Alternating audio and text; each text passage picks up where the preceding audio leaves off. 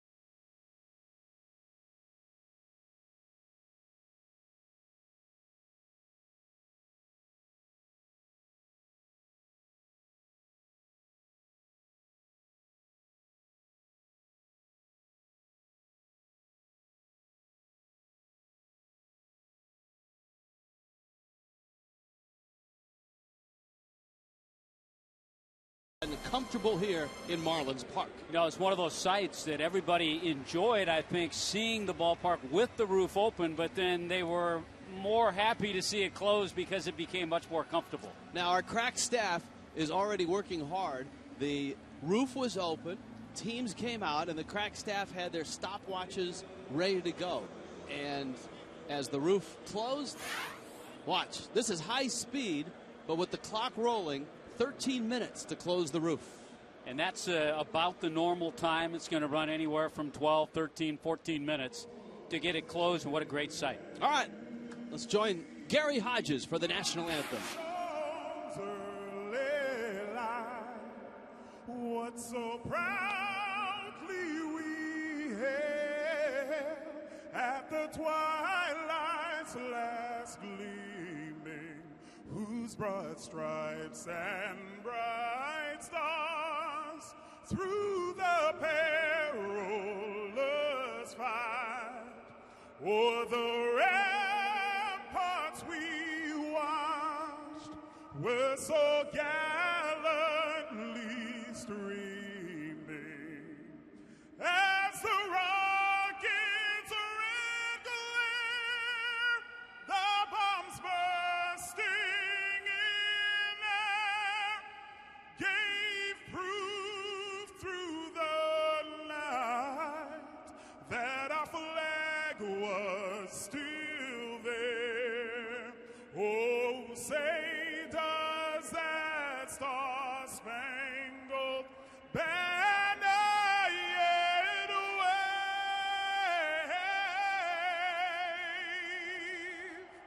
o'er the land of the free and the home of the brave?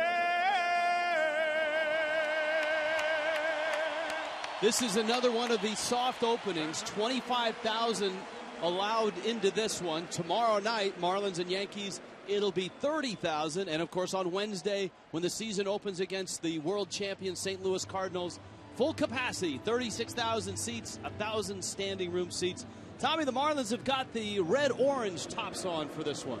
I think that'll be a day game attire we'll see. The interesting thing about the uniforms that the Marlins will feature this year, there are a number of combinations, and so the players, in order for them to get it right when they go out on the field, they will have a mannequin in the clubhouse with what they're supposed to wear. No, that's Frank Fort. He's just going to stand there, and they'll dress him up. Down below is Craig Minervini. Hey, Craig. Hey, good to see you guys. South Florida has an indoor ballpark, and it's no April Fool's joke. Good to be with you again, everybody. It's amazing to be out here.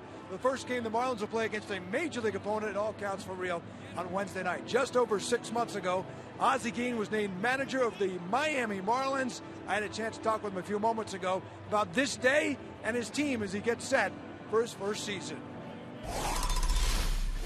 Azie, a few days away from the start of the season. Are you happy with the way things have gone so far? I'm very excited. I think we do everything we could in spring training to get ready. I think we pitched well. We played great baseball. A couple of guys was hurt in spring training, they're ready to go, and I can't wait. You know what I mean? Good ball club, with a lot of enthusiasm and very hungry. The buzz of the park, you can really feel it now, even though this game doesn't, quote, count. Well, you know what I mean? Every time you come to the new ballpark and play New York and everybody's excited. You know, one thing about it, I'm very excited because people in Miami now, they talk about baseball.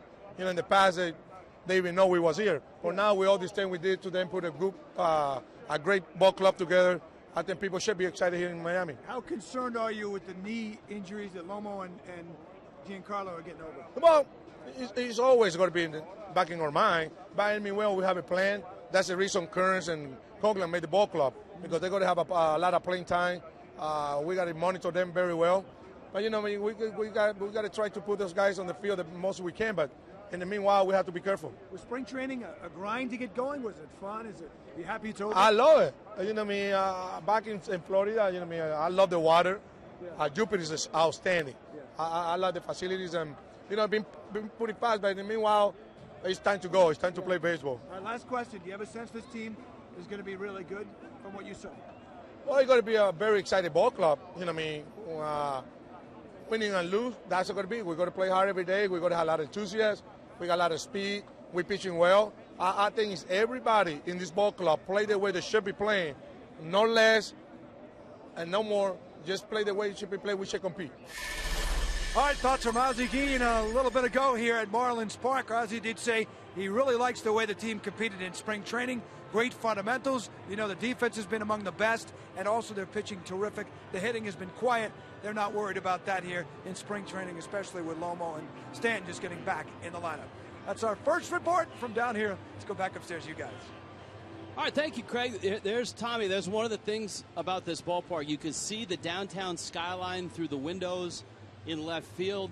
Many of the New York press and broadcasters, one of the first things they said when they got up here to the press level was, look at the view outside left field. We've had a chance in our little mini tour that we had earlier today to talk to a lot of people, too.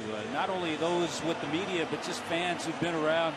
And everybody, to a T, is just excited about the look and about the feel that you have and that you get when you're inside this ballpark. We told you that both teams have their A teams out. Ricky Nolasco will get the start. He is slotted to be the number 3 starter for the Marlins. And his first start of the season, should things stay on schedule, would be a Saturday start in Cincinnati against the Reds. Yeah, the Marlins, of course, play that one game opening night against the St. Louis Cardinals. That'll be Josh Johnson. Mark Burley will pitch the next day in Cincinnati for their home opener, then a day off, and then it'll be Ricky Nolasco, who started last year all right, as you see Billy in some new attire as well. But it was the second half of the season. Ricky's ERA was over 6. He struggled very much at times. He came into spring training in great shape. I think Ricky's taken off a few pounds. He looks good. And I think, just personally, I think he's really determined to go out and have a solid season this year. And Nolasco's going to see the best of the Bombers. The Yankees have their regular season lineup assembled. You can see Derek Jeter and Curtis Granderson. Jeter will lead it off. Granderson will hit second. Robinson Cano in the 3 spot at second. Alex Rodriguez, of course, a Miami native, will be at third base. Rodriguez hits cleanup. Mark Teixeira is at first base. He'll hit 5th. Nick Swisher out in right field in the 6th spot.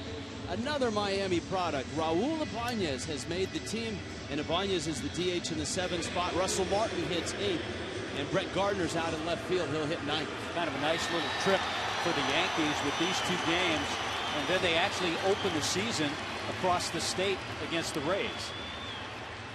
And so Derek Jeter climbs in. A lot of the Yankee players marveling at Marlins Park. Certainly their first look at it as well. The Marlins players have been in here, the exhibition games against 2 colleges. Azie Guillen split the team up so everybody could have a game in here. But this is a great test run for this ballpark, getting ready for opening day on Wednesday. Nolasco delivers the pitch. Jeter lines it down the right field line, and into the corner it goes. And Jeter around first. He'll amble into second. And the Yankee captain, who of course is over 3,000 career hits, lines one into right field. Jeter at 37 starting the season. He will turn 38 in late June. Well, you think of his 3,088 hits. How many of them have been the other way just like that? And this has been a problem. It was for Ricky last year. Ricky's first inning earned run average last year was over 7. 7.36 to be exact. Now you follow Jeter up with Curtis Granderson, an all-star last year, a 2-time all-star, the former Tiger in his 3rd year with the Yankees, and a big year last year. He was first in the American League in runs scored. He was 4th in the most valuable player voting. Not many lineups can feature a number 2 hitter who hit 41 home runs last year. Now, the Yankees had no problem scoring runs last season. A 97-65 finish. They won the East going away over Tampa Bay. Jeter has opened with a double.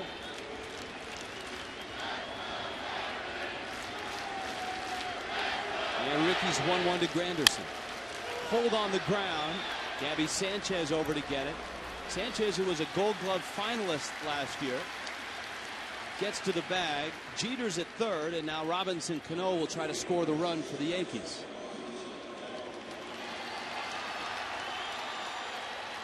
I marvel when I look at the Marlins infield, and we'll have a chance all throughout the year, Rich, to talk about it. but you have all the smiles and excitement on the left side with Hanley and Reyes. And then you have the quiet guys over on the right side, Infante and Gabby. The quiet intensity, yes, of Infante and Gabby. And both of those guys were Gold Glove finalists. That's one of the wrinkles of the Gold Glove last year. They actually announced the 3 finalists for the Gold Glove award. And Infante and Gabby both had terrific numbers, but neither came away with a trophy. And the other thing, as the season unfolds, we'll also get a better look and a better idea. Not only will you and I, our fans that watch, but the ball players, as to how this field is going to play.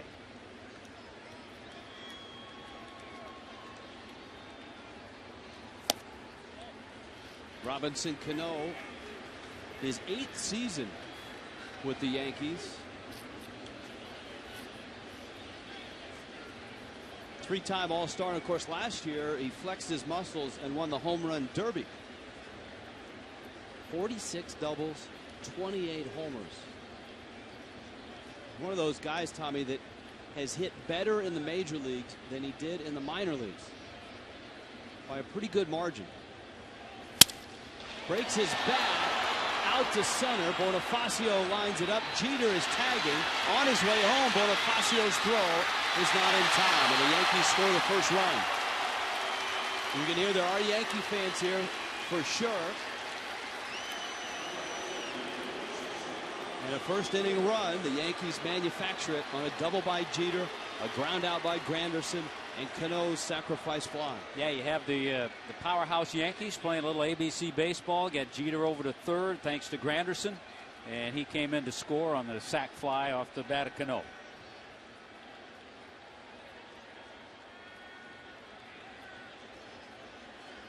And so Alex Rodriguez, and for Rodriguez this has to be quite a day. Those are his spring numbers.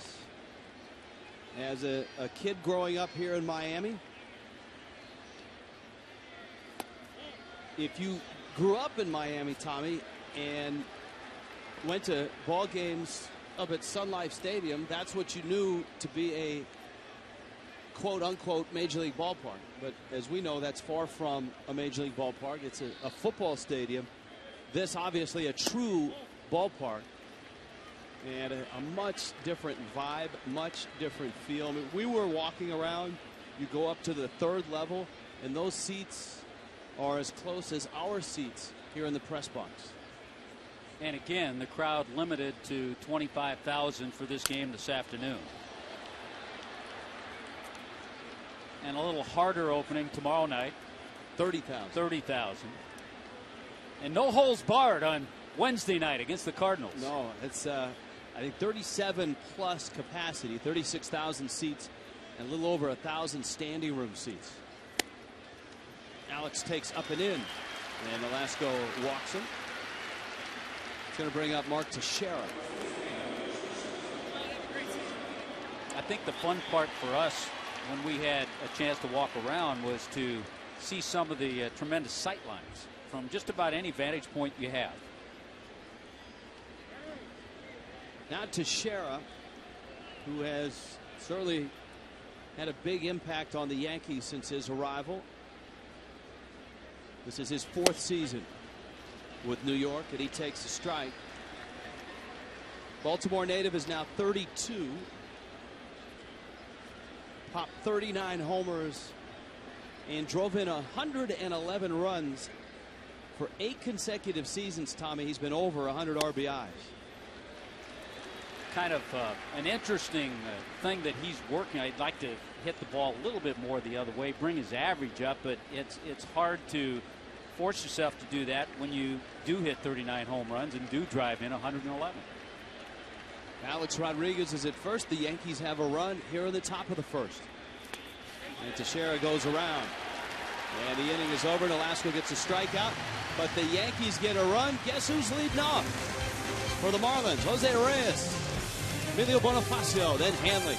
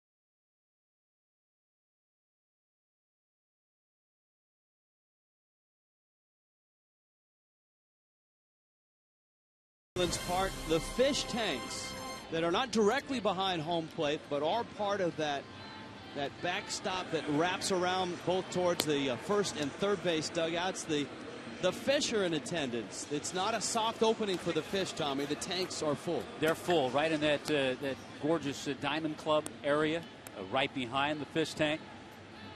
The other side of the tank has a nice tint to it as well as a tilt to it, so that players will not get any reflection or light issues coming off of the fish tank. And that has been tested with bulletproof type glass for any foul balls. They turned Gabby Sanchez loose about a month ago with a bat and a ball and said, go at it. Well, here's one of the best. CC Sabathia, 19-game winner last year. He's won a Cy Young. He did that in 07. Been an all-star. And you talk about an ace, you talk about a horse that goes out and gives you innings. CC Sabathia does that. And Sabathia will face Jose Reyes. Here's a matchup that you usually see in the Subway Series. Reyes takes inside.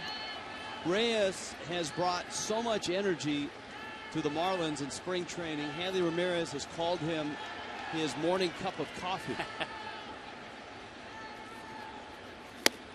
Reyes takes a strike.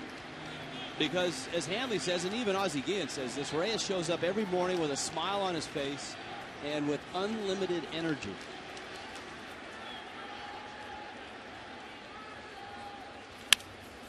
And he lines one into right field. Nick Swisher's out there. And he makes the catch. Sabathia has an out near the bottom of the first. Emilio Bonifacio now for the Marlins. And watching the outfielders play, talking to Joe Espada, the Marlins outfield coach, still trying to figure out where to put guys, how to shade hitters in this park. That's a learning experience for everybody. The gaps are spacious. You have to be careful there. And that's the hope with the spacious gaps, is that these two top hitters, Reyes and Bonifacio, will find those gaps, because there are triples and there are some inside the park home runs waiting, especially with the unique dimensions out there in left center. You see 418 out in that triangle. Not as deep as the old park, which was 434, but still plenty deep by Major League standards. Certainly the hopes of Azie are to get the speedsters, Reyes and Bonifacio, on the base paths early. Bonifacio had a real transformation last year with a 360 on base percentage.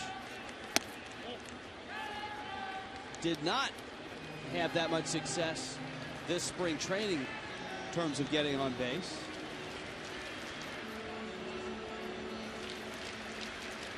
We will visit with Eduardo Perez, the Marlins hitting coach, later in the show.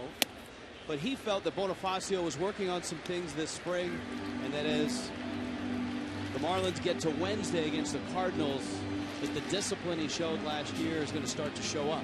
Yeah, and it's a nice opportunity. Not that Sabathia is an easy touch, but Bonifacio hit over 330 against lefties last year. Sabathia, the 3-1. That one is in, and Bonifacio walks. And so the Marlins have some of that speed. There's Eduardo Perez and new bench coach Joey Cora. You got two very bright and very fun guys to talk to. And of course, Azie with his perch as well. Yeah, of course, Azie leaned on Joey Cora quite a bit in his tenure with the White Sox as well. Yeah, they were teammates coming up in the Padres organization, and then teammates again in Chicago. And so here is Hanley. You can see the spring that he's had. A lot of pop. And no pain, Tommy, which is the important thing in that left shoulder. Yeah, he has swung the bat that way all spring. A tremendous spring training. And speaking of pop, he popped one out of Roger Dean Stadium a long way in the ball game yesterday. Sabathia with Bonifacio at first. Hanley takes in. CC Sabathia, of course, the anchor for the Yankees rotation. Hiroki Kuroda has had a nice spring. Freddie Garcia has thrown well. The biggest issue for the Yankees, Michael Pineda, acquired from Seattle. has tendonitis in his right shoulder and is headed to the disabled list. So a guy that many people felt would be the number 2 or 3 starter for the Yankees will start the season on the disabled list. Well, that helps the plight of the veteran right-hander Freddie Garcia to get into that rotation. But you talk about a guy who gives you innings 5 years in a row. CC Sabathia has gone 230 or more innings. Well, his numbers are just ridiculous, Tommy. In his 4 years as a Yankee, this is his 4th year. So in his 3 seasons as a Yankee, he's 59-23. A low ERA of 3.18, but 101 starts in 3 years, 705 innings in 3 years. On the outside corner, Hanley was headed towards first. And the count full now, 3-2. Just look at that. Since 2001, the only pitcher with more wins is Roy Halladay. Bonifacio's running. There's a chopper to third. Alex Rodriguez across the diamond, and Bonifacio is at second. Of course, one of the keys for the Yankees, keep this guy healthy. Keep the big guy at third base, Alex Rodriguez. Get him in the lineup. Last year, Rodriguez was in just 99 games, and he's had some knee issues. He had some work on those knees in the offseason, and hopefully for Yankee fans, he plays a lot more than 99 games. Giancarlo Stanton. The biggest news around Stanton in the offseason was that he would like to be known by his real first name, which is Giancarlo. And we knew him as Mike when he arrived, but we also knew him as Giancarlo. All of his bats, his gloves, everything had Giancarlo on it. And then, as the story goes, it is his given first name. One of his middle names is Mike. And by the time he got to 5th grade, he was so tired of teachers and classmates mispronouncing Giancarlo that he said, just call me Mike. He was probably tired of spelling it by the time he got to 5th grade. He'll answer to Mike, though. He will. We'll run into him in the clubhouse once in a while and slip up.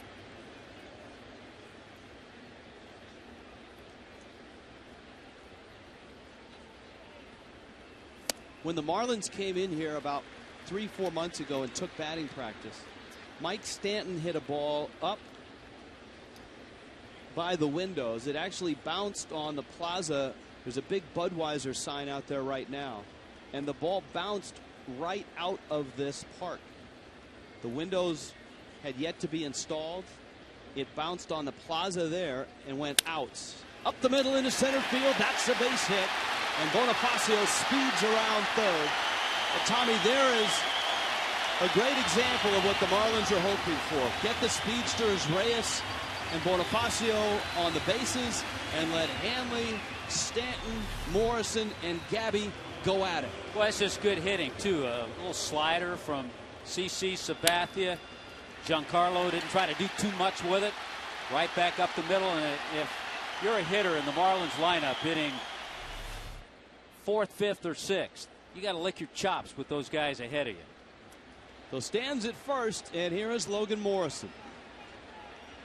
There have been few issues for the Marlins in spring training. One of them, however, has been the surgically repaired knee of Logan Morrison. Not major knee surgery, but not minor knee surgery. I think the ball club and Logan himself felt that things would heal by itself, and he kind of let things go until December. He had that surgery in December when all of a sudden he realized, I don't know if it's going to be ready. So the recovery period was about 3 months, 3-4 months. So he's right in that area, and that's why he didn't get a whole lot of playing time this spring. I think for Logan Morrison and Gabby Sanchez, this is going to be a great ballpark to hit in because they're both gap hitters. Morrison will spray it to left center, drive it in the gap in right center. And I also think, Rich, with the makeup of the ball club on the bench, Azie has the ability to plug in Chris Coghlan once in a while in left field, to plug in an Austin Kearns, guys who certainly performed at this level. 1-2 pitch coming from Sabathia. It's a breaking ball smothered by Russell Martin, and the count is 2-2. Sabathia is 31 now, 6'7", 290. One of those guys with just an enormous stature and enormous talent. And he strikes out Morrison to end the bottom of the first. Marlins Park is officially open. Yankees Marlins 1-1.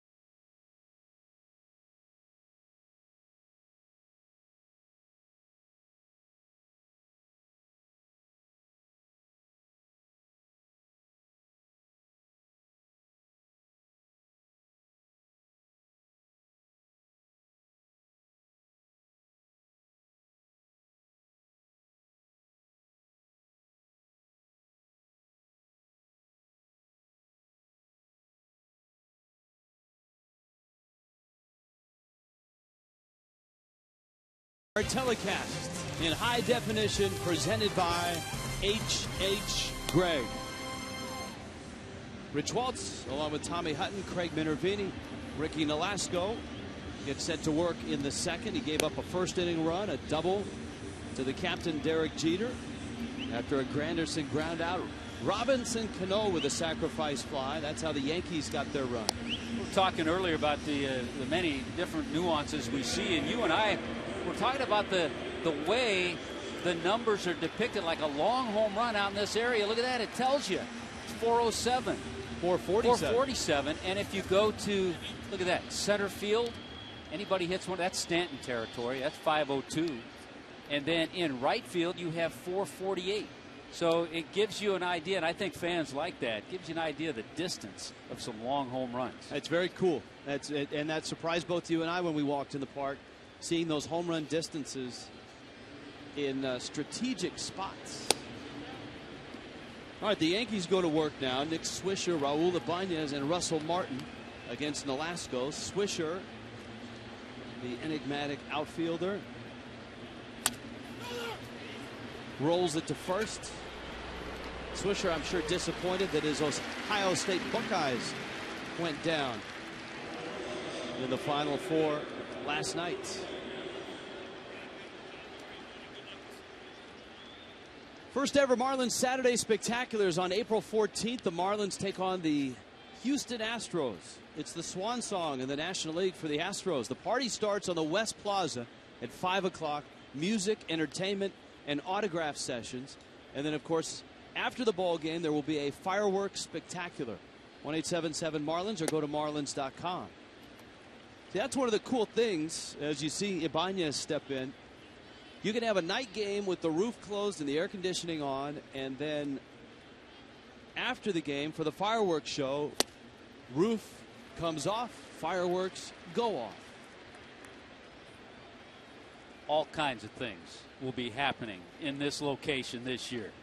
It's great to see Raul Ibanes in uniform and still in the game. He said he had to turn people down, so many people down who wanted tickets for this series. Well, Sunset High School, Dade Community College. He was actually born in New York, but of course raised here in Miami. And the Marlins saw a lot of him in his 3 seasons in Philadelphia. Yeah, at times too much of him. Lifetime against the Marlins. Ibanes, a .315 hitter with 8 home runs in 60 games. He will turn 40 in early June, and he pops this one up, and that's into the seats. One of the things you notice very quickly about this ballpark, there is very little foul ground. So what the pitchers will gain with great dimensions, they may lose in terms of pop fouls. A lot of balls that in some ballparks would be taken care of by first baseman or third baseman will find their way into the seats. Ricky misses high. And alongside, speaking of seats, alongside both dugouts, along the Marlins third base side, you have the dugout boxes. And then you have the dugout boxes along the first base line. Behind home plate, the Diamond Club. There's and with all the new ballparks, this is one that has broken the mold of the retro ballpark. There are those dugout boxes.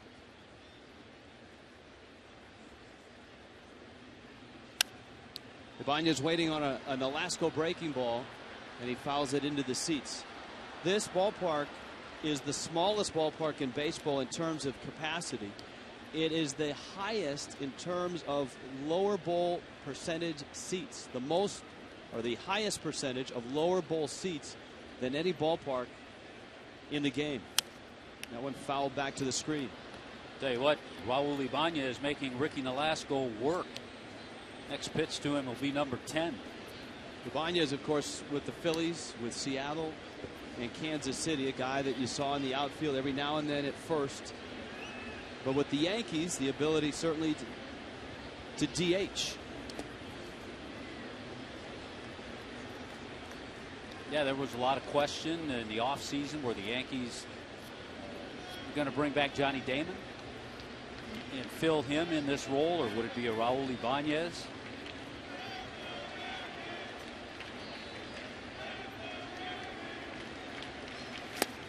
Got him. So Nolasco has his second strikeout. And up comes Russell Martin.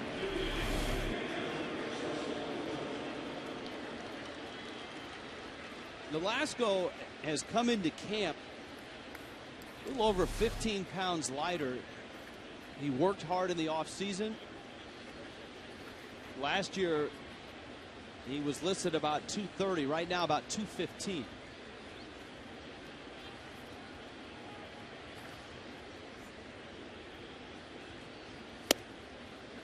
The strike to Martin. Russell Martin, second year as a Yankee after a nice 5-year run with the Dodgers. I think the other thing, Rich, with Ricky Nolasco, when we had our conversation with Randy St. Clair, Marlins pitching coach, he talked about how Ricky in the spring was using his legs very well. There's St. Clair. We'll visit with him tomorrow night. Eduardo Perez will be our guest in a few innings. Marlins hitting coach. Glad you're with us as the Marlins and the Yankees open up Marlins Park.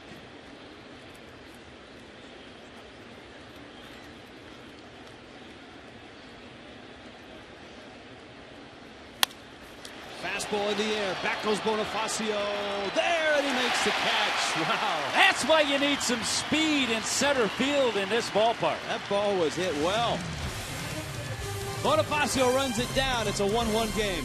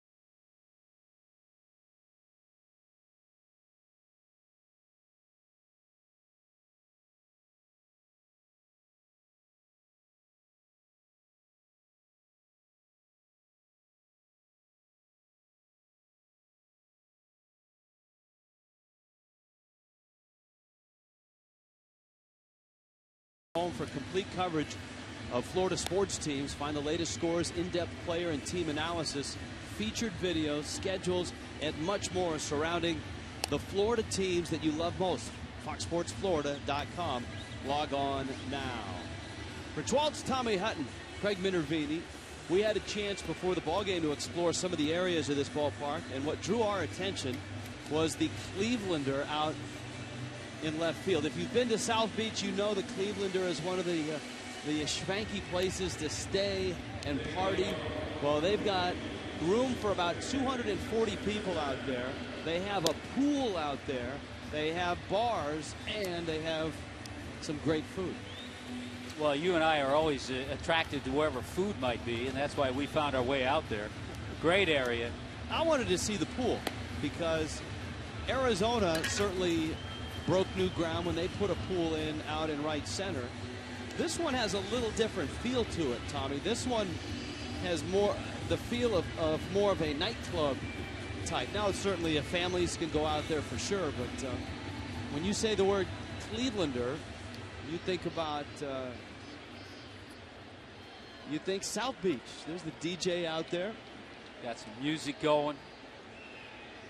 What a great atmosphere out there. Yeah, because the seats, you can see the seats right down against the wall. Here's Gabby Sanchez now.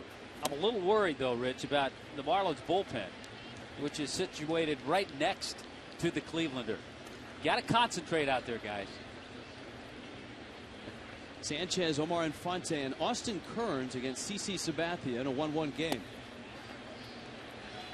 There's the Marlins pen. Now, there's a glass panel between the two, but glass being the operative word means the bullpen's right in there.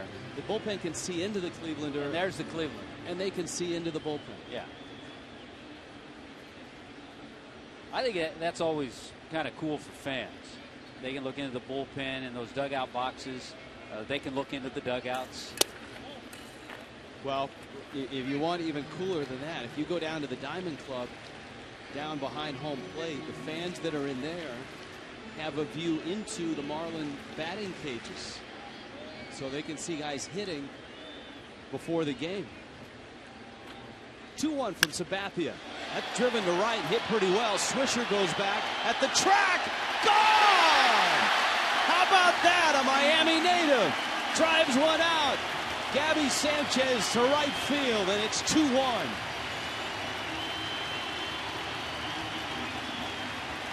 I know it's not the official first home run in Marlins Park. This is considered a spring training game, but that's a real nice touch to see Gabby Sanchez go yard. Well, there are a couple of things to think about, too. We know Gabby has power to the gaps, and it's good to see him drive this ball the other way and drop it into the visiting bullpen out there, the Yankee bullpen. Great feeling for a Miami kid, too. And so the Marlins have a 2-1 lead. Omar Infante now against CC Sabathia.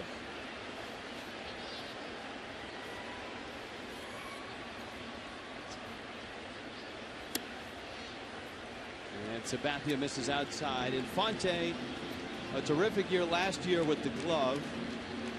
He ended up hitting .276 with an on-base percentage of .315. Remember, he had such a torrid second half before breaking his finger.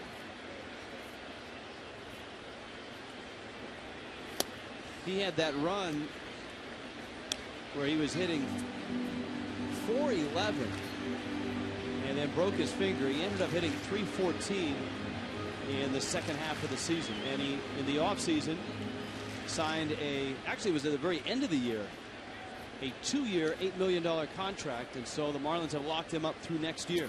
That was one of those quiet signs that means a lot to a ball club, especially when you see Infante play day in and day out.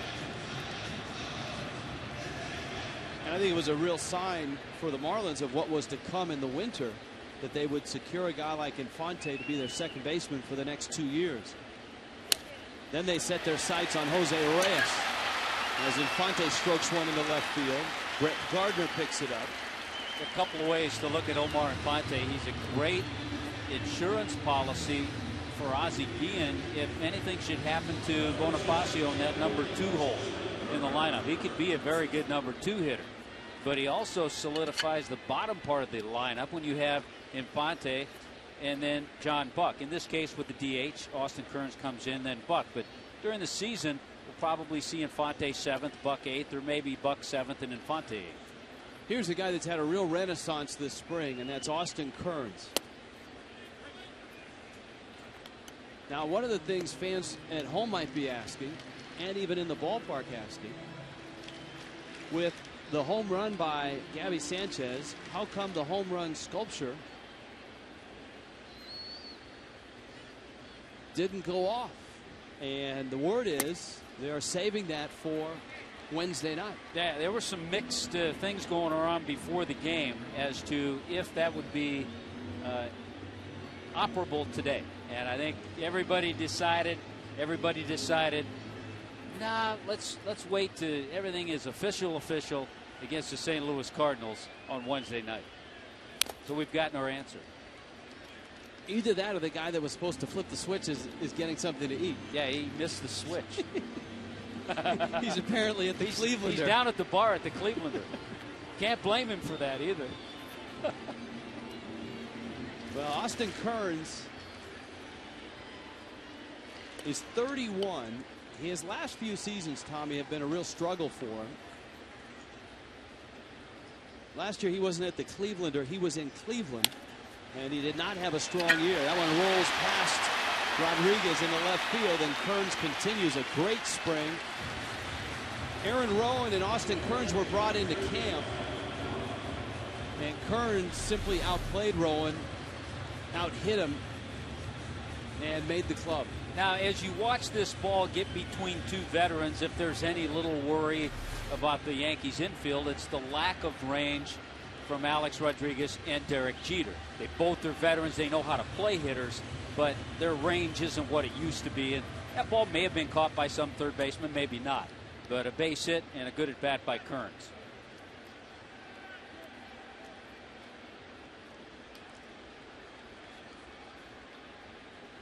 John Buck in the 9 spot. Spring training games. Teams have the choice of whether to use the DH or let the pitcher hit. We've seen plenty of spring games where one team will use a DH and another team, always the National League team, will let the pitchers hit. And the letting the pitcher hit thing isn't a real good subject with the Yankees. No. Wasn't it a few years ago Chin-Ming Wong injured himself? Yes, he did in interleague play. Interleague play. CC Sabathia, though, probably wishes that he could take a few hacks. He likes to swing the bat. He does. He's a great athlete. He's much like former Marlin Dontrelle Willis. Both from the San Francisco Bay Area, both East Bay guys. Willis from Alameda and Sabathia from Vallejo, California. Karsten Charles Sabathia. Been a tough road for Dontrelle this spring. He was with the Phillies, got released by them, then went on to Baltimore, had a rough outing his first trip out with the Orioles. But we always hope and we always keep track, and we certainly hope that Dontrelle is able to get himself into the big leagues this year. John Buck at the plate with a count 2-1. Sabathia, breaking ball misses in. Now Sabathia hasn't really lit it up in the spring, but with a guy like Sabathia, you don't worry too much. There are his splits. You don't worry too much about performance. You just want to make sure that he's healthy. Yeah, he's trying to work on some breaking balls. Had a little trouble getting his breaking pitches in the zone, but I'm sure he'll be ready when they say the bell rings.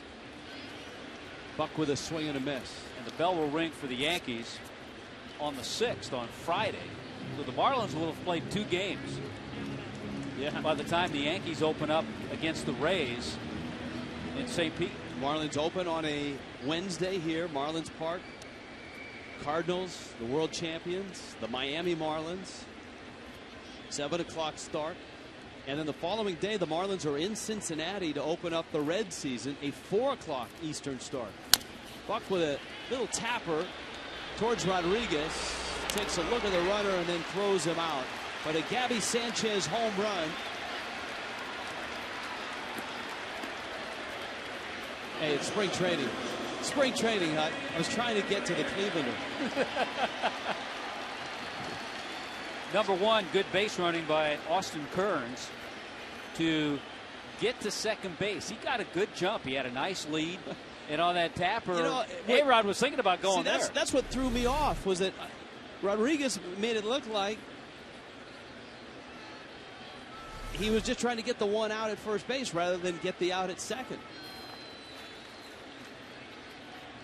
And here is Jose Reyes. Corners are in. Reyes is up. Tapper to short. That's going to score a run.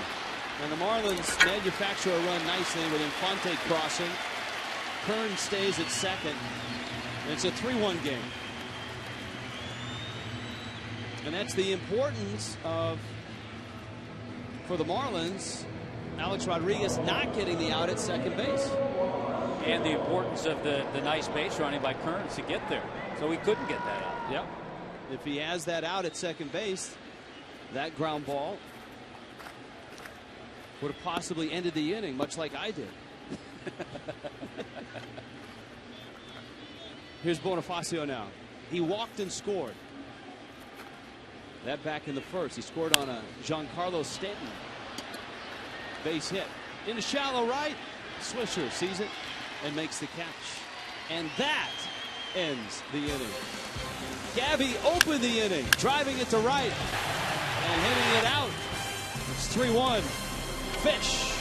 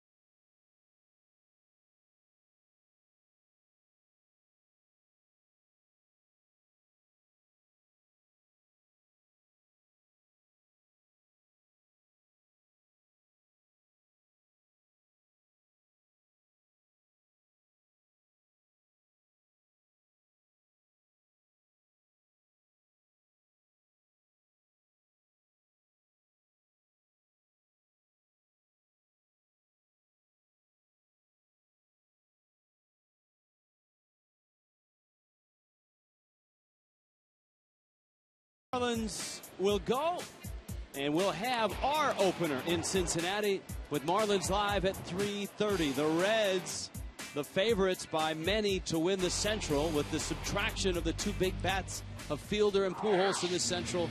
Many think Cincinnati is the favorite. 3-1. Miami on top of the Yankees. Gabby Sanchez driving one to right center, and that has to bring a smile to the Marlins hitting coach Eduardo Perez. Nice piece of hitting, as they say, Eduardo. It definitely brings a smile, not only to myself, but I know the fans also. Yes. So, your spring has been an interesting one in that you came in mid-season last year. There's the bunt, and a great play by Buck to get the speedy Brett Gardner. You dropped in the middle of the season last year, so this was your first full spring with the hitters. Oh, without a doubt. You know, it actually worked to my advantage because I got to know them personally on and off the field. So to come in with a fresh spring training and know their tendencies, know what they want to work on, and their habits in the cage and also on the field itself, I think really helped a lot. I think there were some, Eduardo, that I'm sure you would have liked to have seen a little bit more in Stanton and Logan Morrison, but you had to love the RBI single of Stanton in the first inning. Oh, without a doubt. You know, one thing we did do this spring training was work on situational hitting, and not only physically, but having the luxury of having Andre Dawson and also my dad, Tony Perez, here, the two guys that knew how to bring in runs from second and from third. You know, having the guys talk to them, using them to their advantage, I think really has worked well. We saw Giancarlo there drive in the run. We saw Jose Reyes do it with a runner on third, ground ball to the shortstop. Just that's what we need to do, put points on the board. All right, let's go through your lineup and tell us about some of the guys and the springs they've had as Jeter sends one out to center field. Let's start with Reyes, the Marlins' new shortstop. What have you seen? Contagious attitude, and it's worked on everybody. You know, he's very simple. He's got quick hands, and he works a lot on his quickness, and he doesn't really try to slow down anything. And you know, being the batting champ, one thing I wanted to do is try to stay clear out of his way, not ruin anything, and just keep consistency with him. We've talked a lot about hitting, and just me trying to learn his work habits. I think that's the biggest thing so far. Ricky Nolasco now to Curtis Granderson. Emilio Bonifacio, can he have that terrific second half continue into 2012? I believe he can. You know, last year he was our leadoff hitter. Now as a two-hole hitter, I'm trying to just let him know, don't try to change anything. Be the same guy, and this pop-up is coming my way. You're fine. Okay, don't panic. And let's go to Hanley Ramirez, who you did not see a good Hanley last year. By the time you got here, he wasn't swinging the bat well. He was injured. He has had a terrific spring, hasn't he? Without a doubt. It's all about balance, making sure he's more 50-50 with his legs. Last year he was more 70-30 back leg than front leg, and everything was going forward. He wasn't healthy, but now he is, and I expect big things out of him as long as he can stay consistent in that part. I'm not going to change his leg kick at all. I think if he has that balance, he can use it to his advantage. 1-2 the count on Curtis Granderson. And he pulls a ground ball. Gabby has it. Now, do you have duties in the next half inning, or can you stay with us? Well, the bottom half, I got to be out there, but the top half, I can be with you if you need me. All right, come on back for the top half of the fourth, will you? All right, you got it. Sounds good. All right, guys.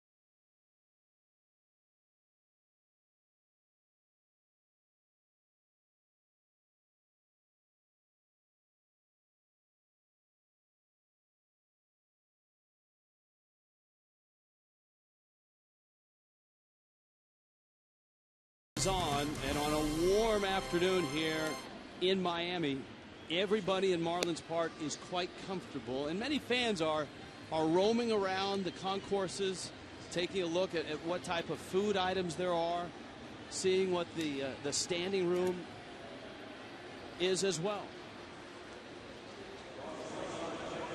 Let's go out to the Clevelander, and I think Craig Minervini might be right in the middle of it. Well, you guys are talking about so much. It is really amazing. The pool is behind me, which you can't see. It is packed. There are almost 300 guests. That is the maximum. These seats are not your typical baseball seats. They're kind of like something you meet by the pool. And Kenny and Andrew here from South Florida have these seats in the front row. They can run you $50 for a regular game, maybe $100 for a premium game like the Red Sox. Well, first of all, guys, what about being at the Clevelander here and this great view? It's phenomenal. You can't beat it. Yeah. Definitely. This is something that you don't get in any other stadium ever. Like, we're literally on the floor of the field. This is great. And you're in the front row, too. Although it's a spring training game, this was a hot ticket. How'd you get the ticket? I got it off Marlins.com. I waited online for a couple hours, but I got them. Did you try to get this particular area? Yeah. Yeah, I had heard about it because I had friends that work at the Clevelander. There's also standing seats. There are about 116 seats here to watch the game. That's 3 rows. And then there'll be guests accommodated about 180 more. So it's just about 300. That's a standing room. Right now, guys, it's a day-to-day thing, but they're hoping to be able to get an advance purchase on standing room seats on Marlins.com. Right now, that is not in operation. That's the hope. No one's in the pool right now. What's the matter with this group? I think they're just enjoying the game. All right, great experience. I know they're having fun here, and we'll get a chance to enjoy it throughout the season. And after the game, by the way, 30 minutes after every game, anybody can come in here and enjoy the bar and the pool. But today, special enjoyment, Heath Bell will be bartending here after the game. And then Ramirez rolls it out to second. Robinson Cano throws to first. Now, Craig, Tommy and I have been sitting up here watching the game. You've had a chance to watch the game from a variety of vantage points walking around the park. What's your first blush so far? Well, I felt exactly like Tommy today. I felt like the first day of school and what's going to be around the corner and what faces we're going to recognize. Amazing. I think the structure, because I walked right behind it here. When Sanchez hit the homer, everybody in this section leaned over and they were looking to see if the structure was going to be turned on or not. It's simply amazing. The other thing, I think it has a tremendous feel when the roof isn't open as well. And on days where the weather permits, like perhaps tomorrow night, we'll have the roof open, and that's going to be a treat. It's amazing. I think also I was at the FIU game the Marlins played, and it had a nice little feel, but you didn't have that buzz. I think you're getting the buzz here with the Major League game today. 25,000 here. Stanton pops it foul and out of play. This continues the ramp up to opening day with 25,000 sold, and they sold out pretty quickly. 30,000 sold for tomorrow night against the Yankees. That's a 7 o'clock start. We'll have that telecast for you as well. And then everybody is invited on Wednesday night. A full capacity of 36,000 seats, a little over 1,000 standing room for the Marlins and the defending world champions, the St. Louis Cardinals. CC Sabathia working on Giancarlo Stanton. You have two large humans at work here. Stanton, of course, last year bopped 34 homers at 87 RBIs. 2-2. And a swing and a miss and a breaking ball. Make your plans to come on out to Marlins Park this season. Secure your seats through a variety of season ticket and mini plan options. You could save money off the box office prices and, of course, enjoy all the benefits of being a Marlins season ticket holder. Pick up a plan today. Call 1-877-MARLINS or go to marlins.com. Here's Logan Morrison.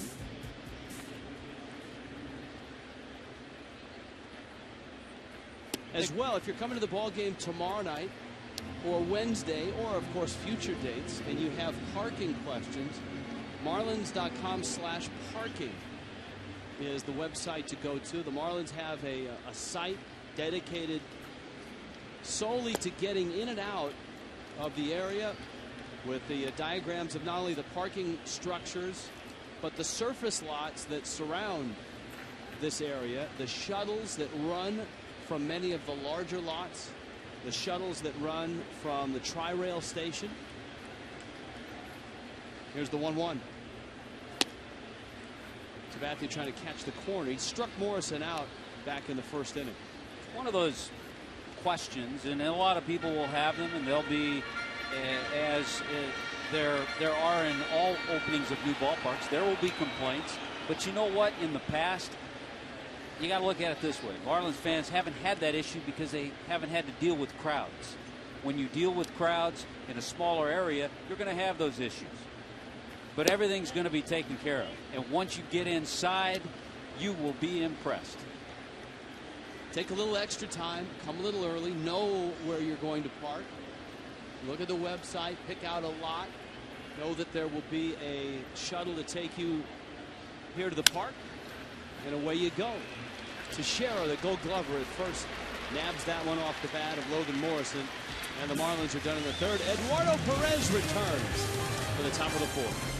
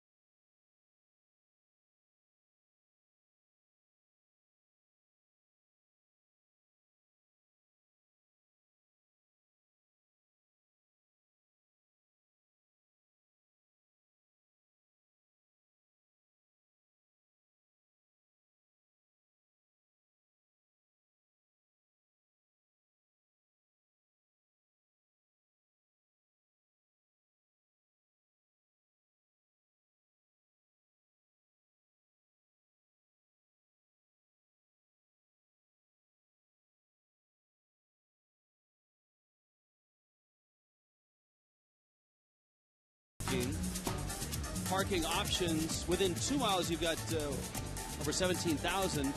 But if you want to narrow it down, you've got the 4 structures, 6 surface lots, 14 area surface lots. A lot of those lots are within a mile. And, of course, from the downtown business district, from the University of Miami Hospital, there will be shuttles that'll run you to and from. And if you want a seat in the Marlins dugout, just sidle up to Eduardo Perez. He'll take care of you. And he joins us now, back in the 4th. Welcome back. No problem. As long as these innings are quick on our side, I don't have a problem with it. Let's see. We left off with Hanley and Giancarlo. How about Lomo? Again, I'm sure would have liked to seen him get more at bats. Yeah, he needs to get more at bats, and but you know he's so gifted as a hitter. I just want to make sure that his hands stay away from his body a little bit, and if he's able to do that, he'll be able to get the fat part of the bat on the ball. Gabby Sanchez driving the ball to right center. This is a ballpark we remarked earlier that seems to be a great place to hit, not only for Morrison, who's a gap hitter, but also Gabby. Oh, without a doubt, especially if the roof is open. But when it's closed, it really doesn't travel well, and that's what I try to tell Gabby. Stay gap to gap, and he's another guy just like Lomo. He has to have his hands a little bit further away from his body. He likes to keep them tight, but that actually makes him pull the ball a lot more. And it's a battle. It's not too comfortable for him, but I let him know it's not about comfort, it's about production, and I think the production will create that comfort. Robinson Cano out into center, and Bonifacio is there to make the catch. Do you guys have a pulse yet on how this ballpark will play? Roof open, windows open, roof closed, windows open or closed? Well, I'll tell you, during batting practice, the first group, which was Hanley, Bonnie, and Reyes, the ball was just jumping off the bat. It would carry, and as soon as they closed the roof halfway through their group, you can tell the cooler it started getting in here, the less the ball was traveling. So there's definitely a consensus so far within the players and the coaching staff that roof open means the ball is going to go. Alex Rodriguez at the plate with Mark Teixeira to follow for the Yankees. A couple of guys, Eduardo, down the end of the lineup, still make it a solid back end of a lineup in Omar Infante and John Buck. Yeah, they've had really good spring training. John Buck's had a strong spring, even though his average doesn't indicate it. He's been victimized a lot by those the wind in spring training. Well, that's a great sight. Reyes going into the hole. We've seen it so often as a Met against the Marlins. Kind of nice to see it as a Marlin. Tell me about it. Without a doubt. Two or three steps on the grass and a seed over to first base. Look at that cannon. Gifted arm. So there are 2 outs. Here comes Teixeira. If we can get a couple more in real quick. Oh, good foul ball. A lot of people have asked us about Chris Coghlan and his kind of comeback to everything. He's made this ball club, and he's had a better spring, hasn't he? He's had a really good spring, and one thing about Cogs is his 2-strike approach has been phenomenal. He uses the entire field. If he could have that going into every at-bat, I'm telling you, it's special. Look at Gabby. And he wins the race and gets Teixeira. Hey, nice work. You're a 1-2-3 kind of guy, Eduardo. My kind of town. All right, thank you, buddy. Thanks for having me. Eduardo Perez, Marlins hitting coach. Gabby Sanchez, Marlins first baseman. 3-1, Fish.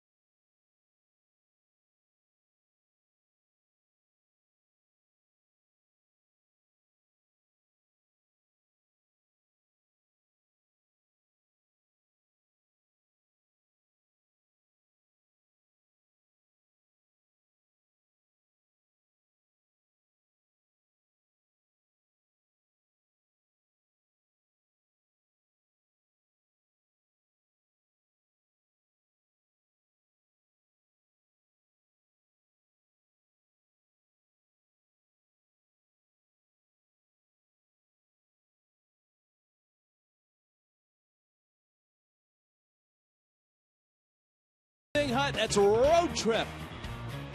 Cincinnati. The Marlins will see Joey Votto, Brandon Phillips, Dusty Baker, Jay Bruce, Drew Stubbs. They won't see that guy. He's gone. And then they'll go to Philadelphia, where they might see Cliff Lee. That's a scary thought. They might see Roy Halladay. That's even scarier. Or Cole Hamels, who maybe is throwing the ball better than any of those two or those three in spring training. So it's Cincinnati, it's Philadelphia. That's the Marlins' first road trip, and it starts on Thursday, a 4 o'clock start against the Reds. There are off days on that road trip because the Marlins are the home opener for both the Reds and the Phillies. It's a great trip for you, Rich. You'll get to see Rosie Red and the Philly Fanatic. I have a much greater affinity for Rosie than I do the Fanatic. Not that I don't like the Fanatic. Gabby Sanchez, Omar Infante, Austin Kearns against CC Sabathia. The Marlins have 3 runs in this one. One of them came on a leadoff homer by Miami native Gabby Sanchez. The other thing for hitters in a lot of other ballparks that you played in many games, you hit a ball, you have a feeling if it's going to go out or if it's going to stay in the park. And hitters will try to get that feel playing in this ballpark, and it'll take some time.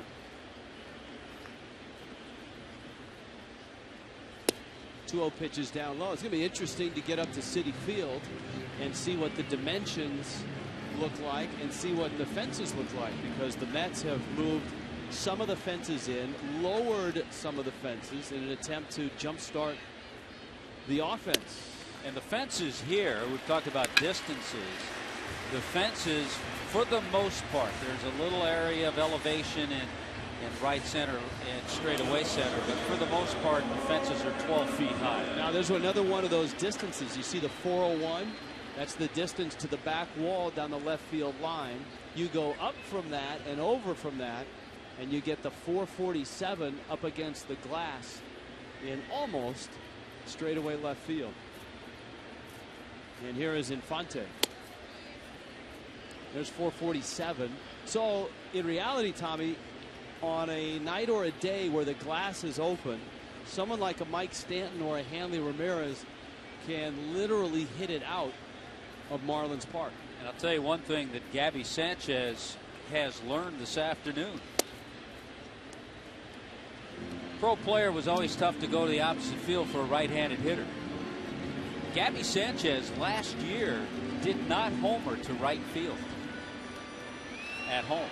Well, that's all what Eduardo Perez was talking about in keeping the hands in a good spot.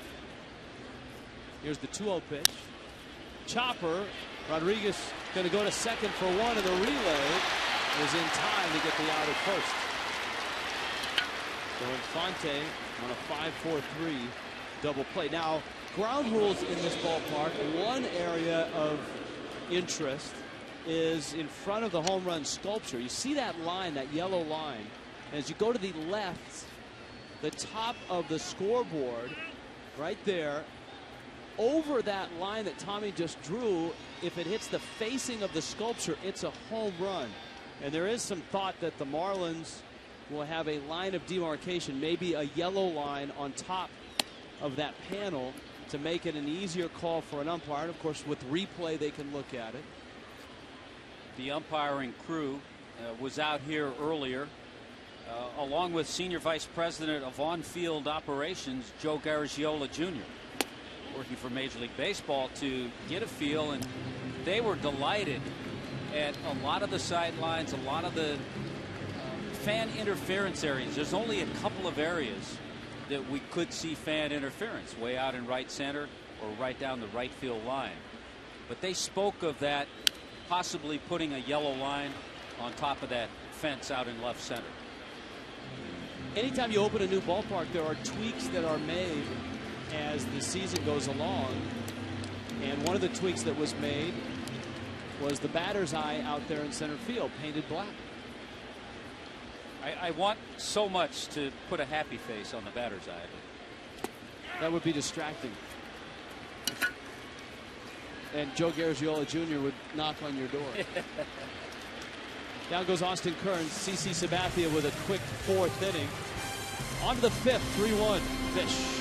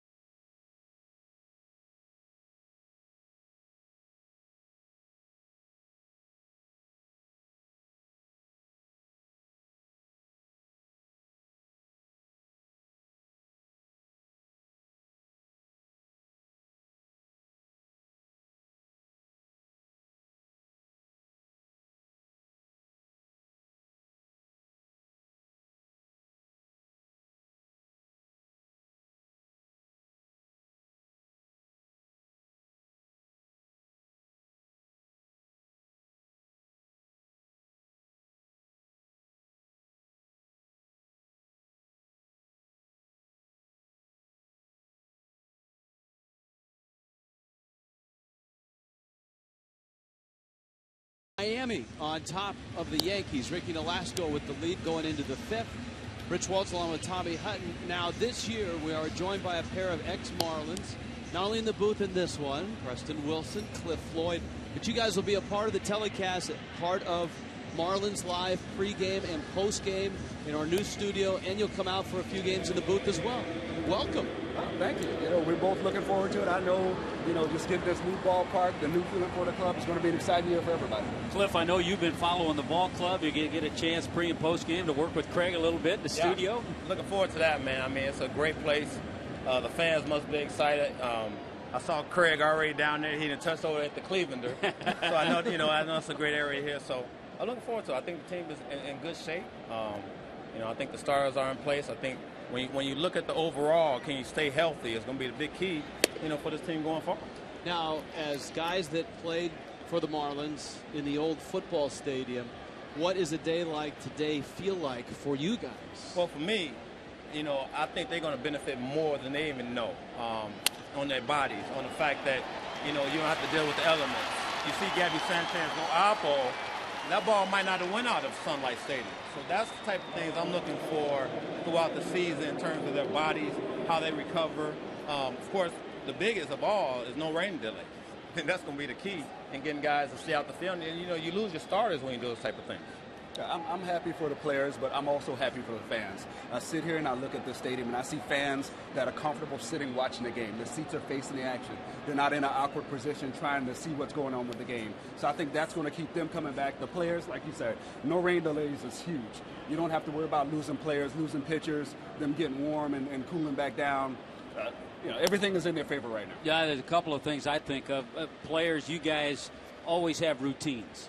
And how many times you'd get in your routine and they'd say, hey, they're putting the tarp on, we got to hit in the cage. It's terrible. Now everybody can hit out here, and also come August and September, guys are going to feel better. Yeah, that's the biggest thing for me is getting guys to feel better about themselves. And, after the dog days of summer, it's hot, guys are getting tired, and I think the big thing is, it's not going to help just the stars. It's going to help the bullpen. When you talk about bringing guys in, and going to help the catcher. It's going to help the catcher. It's going to help Azie in terms of being able to make sure, he knows how to give guys rest. He's been around. He knows it. I think overall, you cannot beat, this facility and what it's going to do for your organization. I have not seen this many smiling baseball fans in South Florida. Neither. In my 8 years. Everybody had a smile on their face as we walked around the ballpark before the game.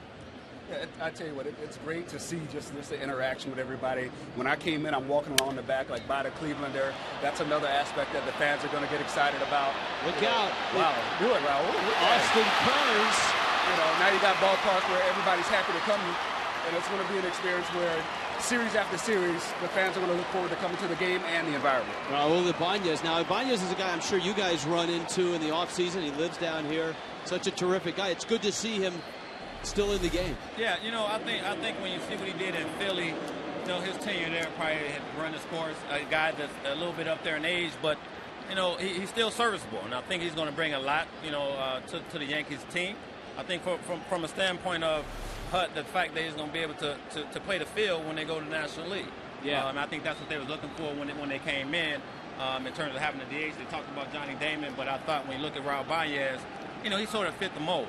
Guys going to play the field a little bit when they get, when they play the National League, and then be able to, utilize a small porch in Yankee Stadium. When I see Raul, I see not just a good ball player, but I see a solid citizen. He's a guy that does everything right. He works hard. He pays attention to all the things he needs to pay attention to. And he's a guy that can actually shorten that learning curve for the younger guys that are coming behind him. The younger guys that, maybe getting a little bit of time in spring training, they get to see him work. They get to actually see how he approaches the game, see how he approaches the bats, and he shortens that learning curve for the guys behind him. Okay, we got a couple of outfielders up here, Rich. The play with Kearns, it's certainly something all the outfielders are going to have to get used to. The warning track, I noticed, is a little wider than some. Yeah. But it's something that outfielders are going to have to get used to. Yeah, well, I think the big thing is for the players, especially for the Marlins players, is learning where you need to be. You see in most ballparks, they sort of wear out an area out there in the outfield, and I think that's where guys normally play. I think Lomo's going to have to figure out where he wants to play and where he needs to play, and sort of go off the hitters. Go off the pitches that's on the mound and things like that. Get familiar. It's going to take a little bit of time, to do those things. But I think overall, when you look at this big spacious outfield, you sort of have to find, your niche. I think as far as the fence goes, though, that's something that you can actually take care of in your pregame work. You can learn how the ball comes off of the scoreboard out there as opposed to off the rubber padding, as opposed to the mesh screen that's in front of the restaurant. You learn those things in batting practice. That way, when you get into the heat of the battle of the game, it becomes second nature. You don't have to try to figure out what's going to happen because you've already done that. And even if it's getting someone to hit a fungo off of it, getting someone to throw a ball out there, you can figure those things out before it happens. But see, me, I wasn't a good outfielder, so I played deep. Anything over my head was a home run. Hey, Preston makes a good point, though, because there are all kinds of different ways the ball can carry them off because of the mesh, the padding, the scoreboard, everything. It's a little different. Yeah, it is different. And I think that's why it's going to take a little bit of time for these guys to get familiar with it. And once they do it, it'll be like anything else. They'll be just like, a walk in the park. You can always tell where Cliff played because there was that dead spot, the grass spot was dead out there in deep left field. And I was playing deep that day, Hut. I shouldn't have did that. Yankees have 3 consecutive hits here against Nolasco, and Brett Gardner is up with a count at 2-1. With Ibanes at second, Russell Martin at first. And Rich, Ricky had not given up a base hit since that leadoff double that Jeter got. But all of a sudden here in this inning, the Yankees are getting to him a little bit. Gardner was out trying to bunt for a hit back in the third. Top of the order with Jeter on deck. Outside corner for Nolasco. It's 2-2. Just in watching 5 innings, both Tommy and I remarked you're going to need speed in center field. We saw Bonifacio make a terrific running catch early in the ballgame. Yeah.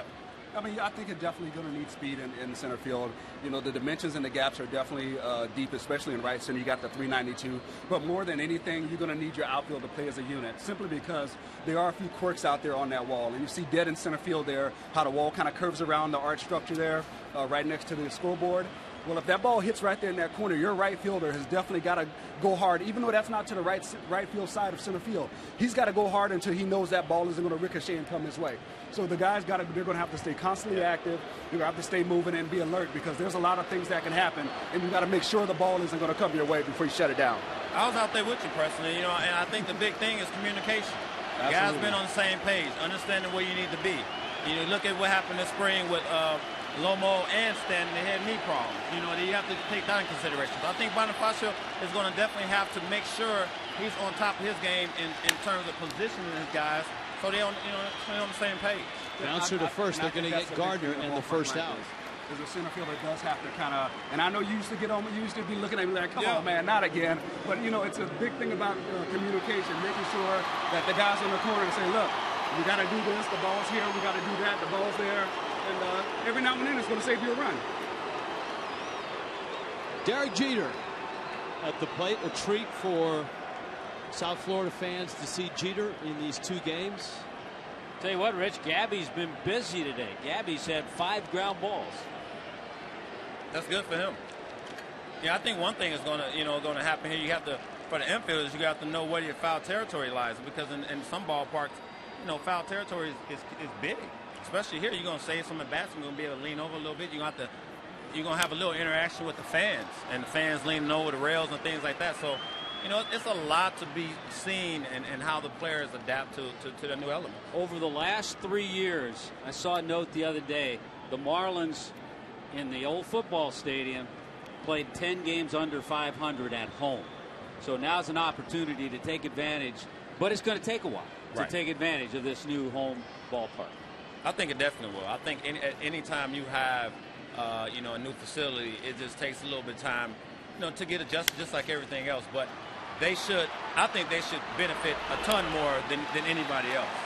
I think there's going to be a few things that people don't even think about that are going to help this team. I remember when we were playing in Sun Life Stadium, people didn't realize how bad the lighting was at home plate. And they had photographers come out and they did the little, you know, machine that they used to measure the light at certain areas of the ballpark. One of the darkest areas of the ballpark was home plate, and that's because when it's a football stadium, all the light shining in the middle of the field, well, that's like second base, you know, the gaps in the outfield. So the corners of the stadium were the darkest, and in that stadium, home plate was in the corner. So it was a very dark area there. But I want to ask Cliff about the lights in left field. Brutal. Brutal. I'm telling you, that left field corner was brutal at Sun Life. I think we're getting. They should have no problems. We're getting a text from Josh Willingham, who concurs. Hammer had trouble with those lights in left field as well. Yeah, I almost got decapitated a couple times in that stadium. Maybe the Braves are in the postseason if Chipper Jones doesn't have those lights. Infante's throw is off of Nolasco's glove. Safe at first is Curtis Granderson. That's going to go as a base hit. And the Yankees have pushed across 3 runs here in the 5th and are on top now 4-3. Omar made a great effort on that play. It's a tough ball. Yeah, that's a play where if he's got a first baseman there, it's obviously an easy catch, but it's a moving target and a very difficult play for Nolasco. Plus, Granderson got up the line quickly. A little slower runner. I think he has a better chance of making that play. So an infield hit and an RBI. And here is Cano. Oh, that's the scary thing about this Yankee lineup, though, man. It's like once they get going, it seems like they all get excited at the plate. You can shut them down for 3 or 4 innings, and once one guy hits one on the screws, it seems like it gets contagious over there in that locker room. They did not have trouble scoring runs last year. No, they never do. And I think that, you know, you can look at their age, and you talk about the left side of the infield with Jeter and A-Rod getting a little older, but for me, they put the ball in play, they wear you out, they have long at bats. And I think that's the one thing that helps them out tremendously is that they get into at bats. They don't swing at the first pitch a lot. And you know, you can talk about Kevin Long, their hitting coach, you know, is in their ear constantly about making sure that they give themselves an opportunity to get into a bat. Put the pressure on the opposing pitcher. When you get guys in scoring position, allow the pitcher to make a mistake. And I think that's one thing the Yankees do best. They led the major leagues in drawing bases on balls. They're definitely the type of lineup that can give you headaches. That is trouble. And that's to the gap. It's to the wall. Kearns will pick it up. Granderson around third. Not any one of those guys you pitch the same. Right. Up and down that lineup, a pitcher can't get comfortable and say, well, I got these 3 guys, we're just going to cruise through this inning. No, every guy they face, they have to pitch differently. And so the Yankees now have stretched the lead to 5-3. 4 runs here in the top of the 5th inning.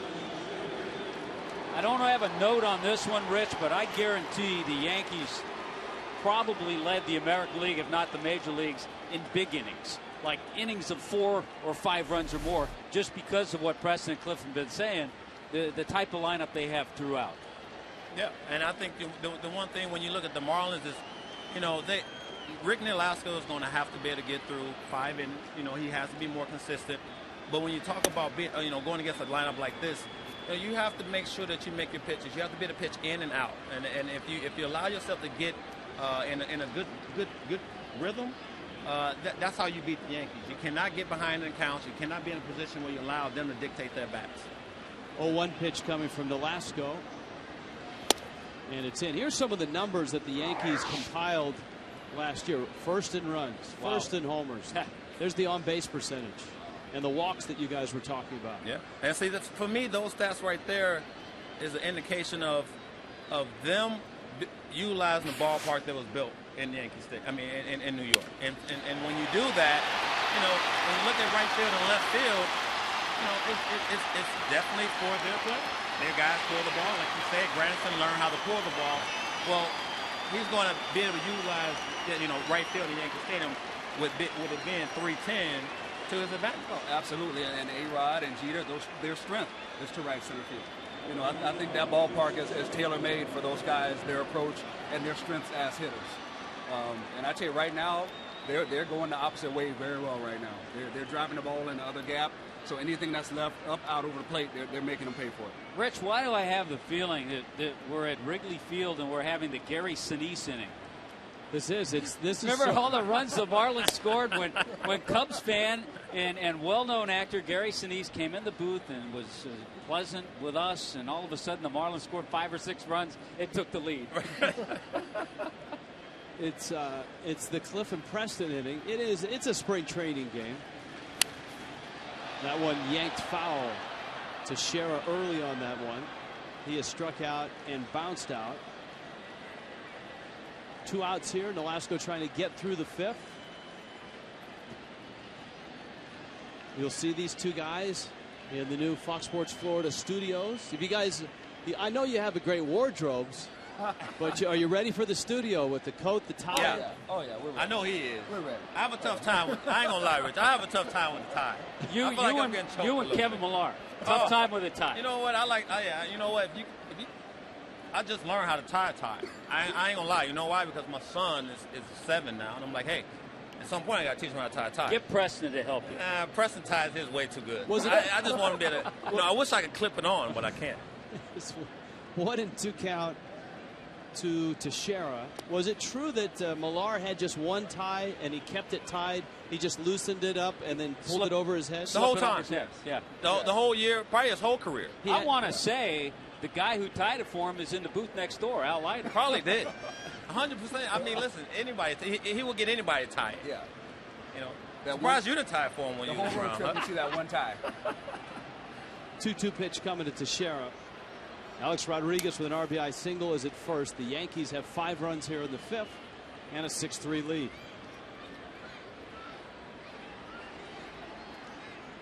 I'm slowly seeing Austin back up a little bit more and more over there in the left. Yeah, I think they're going to have to realize, how to play some of these guys. But I think it started off with Ibanes. I think he was just playing a little bit too shallow, not respecting, the power that Ibanes has, and kind of snowballed from there. You saw Nolasco's pitch count. This his highest by far pitch inning. And I really like what Ricky did this spring. He came in shape. He did what they asked him to do, and I think that's going to be big for him in terms of helping this team get to where they want to be this season. And if if the Marlins are going anywhere this year, they need him, Anibal Sanchez, and of course Carlos Zambrano at the back end of his rotation to take this team to another level. It's about these guys starting to mature to the level that you need them to. The organizations went out and did what they had to do. Brought in Jose Reyes, brought in Heath at the back end of the bullpen. Brought in Mark Burley. Those are the type of things that you're looking for in terms of winning NL East. And I think that they have enough. When you look at what's going on this offseason, a lot of guys are hurt now. Phillies are banged up a little bit. The Nationals are banged up a little bit. I think the Marlins have a chance to really do some special if they stay healthy. As a player, there's no better feeling than looking at your front office and saying, look, these guys did something to help us. Right. They're giving us the tools that we need to succeed. Now, it's up to you as a player to come in shape, to work on the things that you need to work on to get better. To try to figure out how to make yourself a better player to fit into all the work that everybody else is putting out. All right, and I think with Nolasco, I think you're right. You saw it. He came in shape. In 3, 2, 1. So you're going to get that in the studio. Preston Wilson, Cliff Floyd, for your enjoyment this year.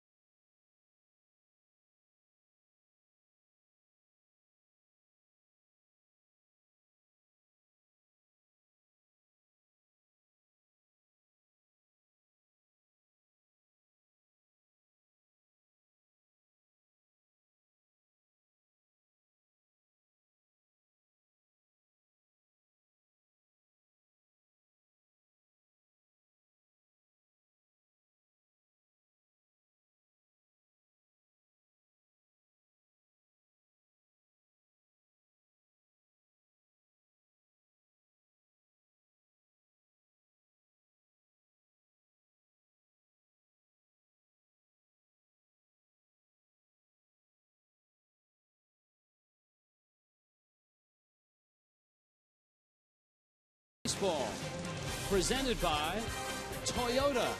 Toyota, moving forward.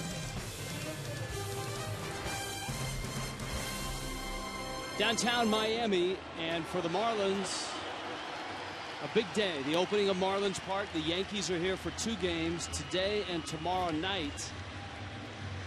25,000 for this game, 30,000 for Monday night, and then the opener will have every seat available, 36,000 seats and standing room, and the legendary closer of the New York Yankees, Mariano Rivera, who's 42 now, comes on for his appointed inning as they bring him into the bottom of the 5th inning. 6-3, Yankees on top of the Marlins. Well, Yankee manager Joe Girardi likes to do that in the spring, and it's amazing when you think about it. This is Girardi's 5th year with the Yankees, but he likes to get Rivera in there early instead of waiting toward the end of the game. Rivera has said by the All-Star break he'll kind of let everybody know if this is his last year or if he plans on pitching beyond this year. Of course, the Yankees already have said goodbye to Jorge Posada, but Rivera remains. But they've reacquainted themselves with Andy Pettitte. Yeah, he came back for another run. He passed, of course, Trevor Hoffman at the tail end of last year. 603 career saves for Mariano. Hoffman at 601. 42 postseason saves for Rivera. And John Buck muscles one into left field. You know, you can look at all the just fantastic, marvelous numbers that Mariano Rivera has posted. You touched on the postseason. That's the one that always jumps out to me. 42 postseason saves, an 8-1 record in postseason, and an ERA of 0.70 in postseason.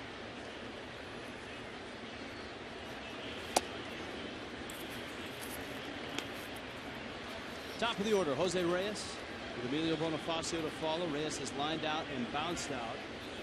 Marlins have a home run from Gabby Sanchez and had a 3-1 lead until the Yankees got 5 runs in the top of this inning, the 5th. Reyes takes a strike. And of course, the part of the mystique of Mariano Rivera is he's essentially done it, Tommy, with one pitch. One pitch, that famed cutter.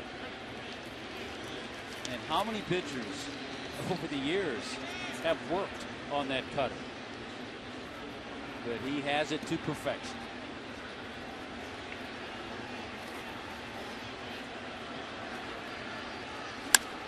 Reyes in his center field. That's a base hit. So the Marlins have a pair of hits against Mariano Rivera. Reyes' first hit of the afternoon, and here comes Bonifacio. Sometimes that cutter doesn't cut. It stays over the middle of the plate like that one. And Jose Reyes took advantage of it. The other thing unique about Mariano Rivera is he's the only active player wearing the number 42 in the big leagues. The number retired in honor of Jackie Robinson. When they retired Robinson's number, they kind of grandfathered in anyone that was currently wearing it continue to wear it. At that point, who would have thought that it would be Mariano Rivera to be the last guy wearing it?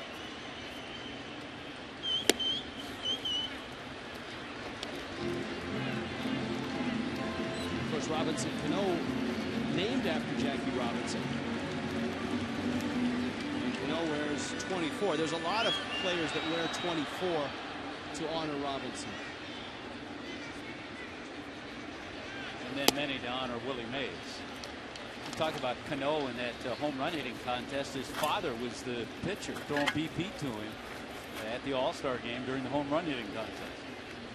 2-1 to Bonifacio, who has walked and scored and flied out. And Emilio fouls it back to the screen. Eduardo Perez talked about Bonifacio not getting caught up in hitting second in the order and trying to do too much. Last year, of course, the year that he blossomed in the leadoff spot, he's behind Reyes, who singled after John Buck opened the inning with a base hit to left. Chopper out towards second. Cano. Jeter got handcuffed, and there's no way, if there's any hitch in a ground ball with Bonifacio, you're going to get a double play. He was well past first on that turn. You got the feeling even if there wasn't a hitch, they wouldn't have gotten two, but the ball kind of scooted, stayed down on Cano, and because of that, his flip to Jeter was a little low. Watch that. See how it scoots? The flip is low. Jeter has to go get it, and then no chance to get Bonifacio. So Hanley Ramirez is up against Rivera with Buck at third base and good speed at first in Bonifacio. Azie has said throughout the spring that he will be aggressive and he will run. Hanley swings and fouls it back. And it's an interesting dynamic, Tommy, because you've got Bonifacio in front of Hanley, so there will be situations where your first instinct is to say Bonifacio's not going to run because you don't want them to pitch around Hanley, but if the Marlins lineup is healthy and intact, you've got Stanton behind Hanley.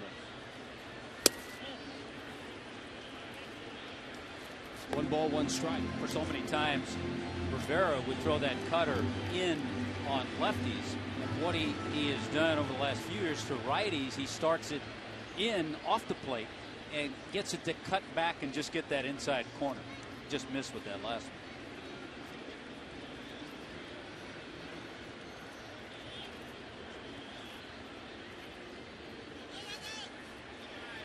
Rivera thinking that maybe Bonifacio will be running.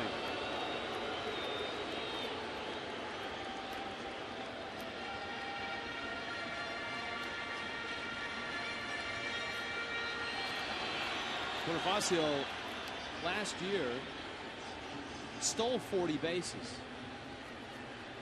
The amazing thing was he had just 5 stolen bases at the end of June. Hanley lines it to right. Swisher over to make the catch. Buck is coming. The throw is high and wide, and Buck slides across with a run. So Hanley drives in a run. Bonifacio had to scamper back to first, though he may be on the move now with 2 outs, and here comes Stanton. Bonifacio got halfway down. If he's closer to first base, he can tag up easy on that balloon throw from Swisher at right field. But he had to get back to the bag, and it took him a while. Ball struck well by Hanley, too. You expect to see Bonifacio running, or you just leave Stanton's at bat alone? 2-run ball game. I would say he's okay if he stays put. Stanton, it's a fly ball to right towards the line. Swisher is over, and it lands foul. And you can see not only the Marlin players, but the Yankee players are still trying to figure out distances from foul line to wall, what it's like on the warning track. We saw Austin Kearns kind of groping for the ball as he got to the wall last half inning. Yeah, out there in the corner, there's only 9 feet 10 inches. Not too much room. Kind of, well, certainly not at all alike because it's Wrigley Field. But when you get down those lines at Wrigley Field, it's very close.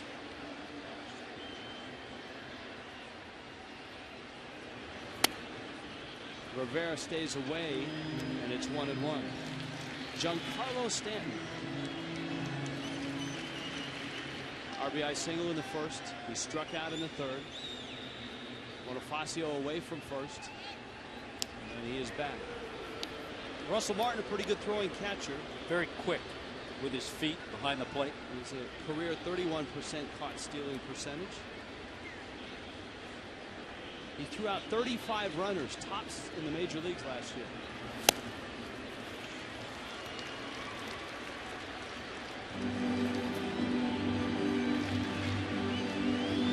And it's 1-2.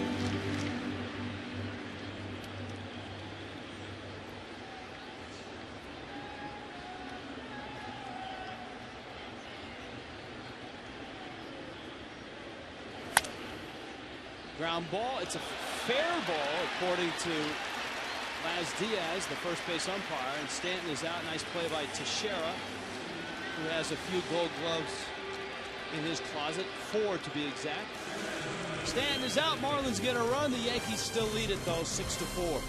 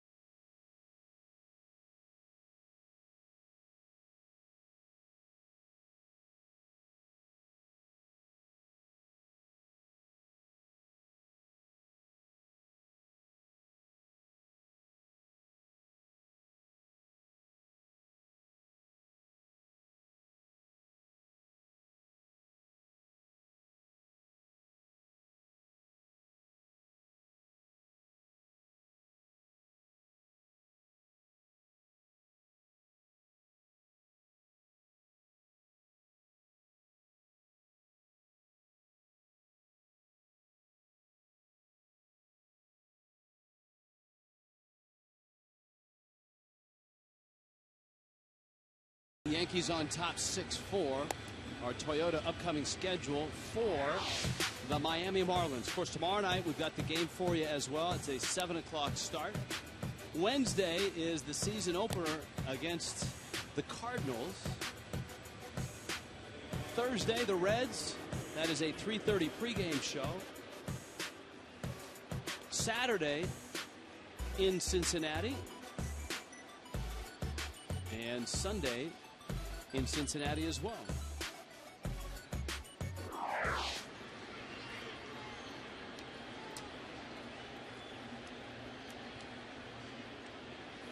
Ricky Nolasco,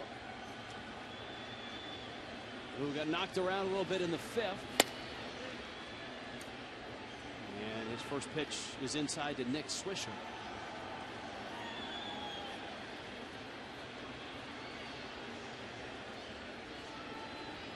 Nolasco misses outside. We had a chance to visit with Eduardo Perez, Marlins hitting coach, Cliff Floyd, Preston Wilson, and a guy that has been here from early. Did you spend the night here last night?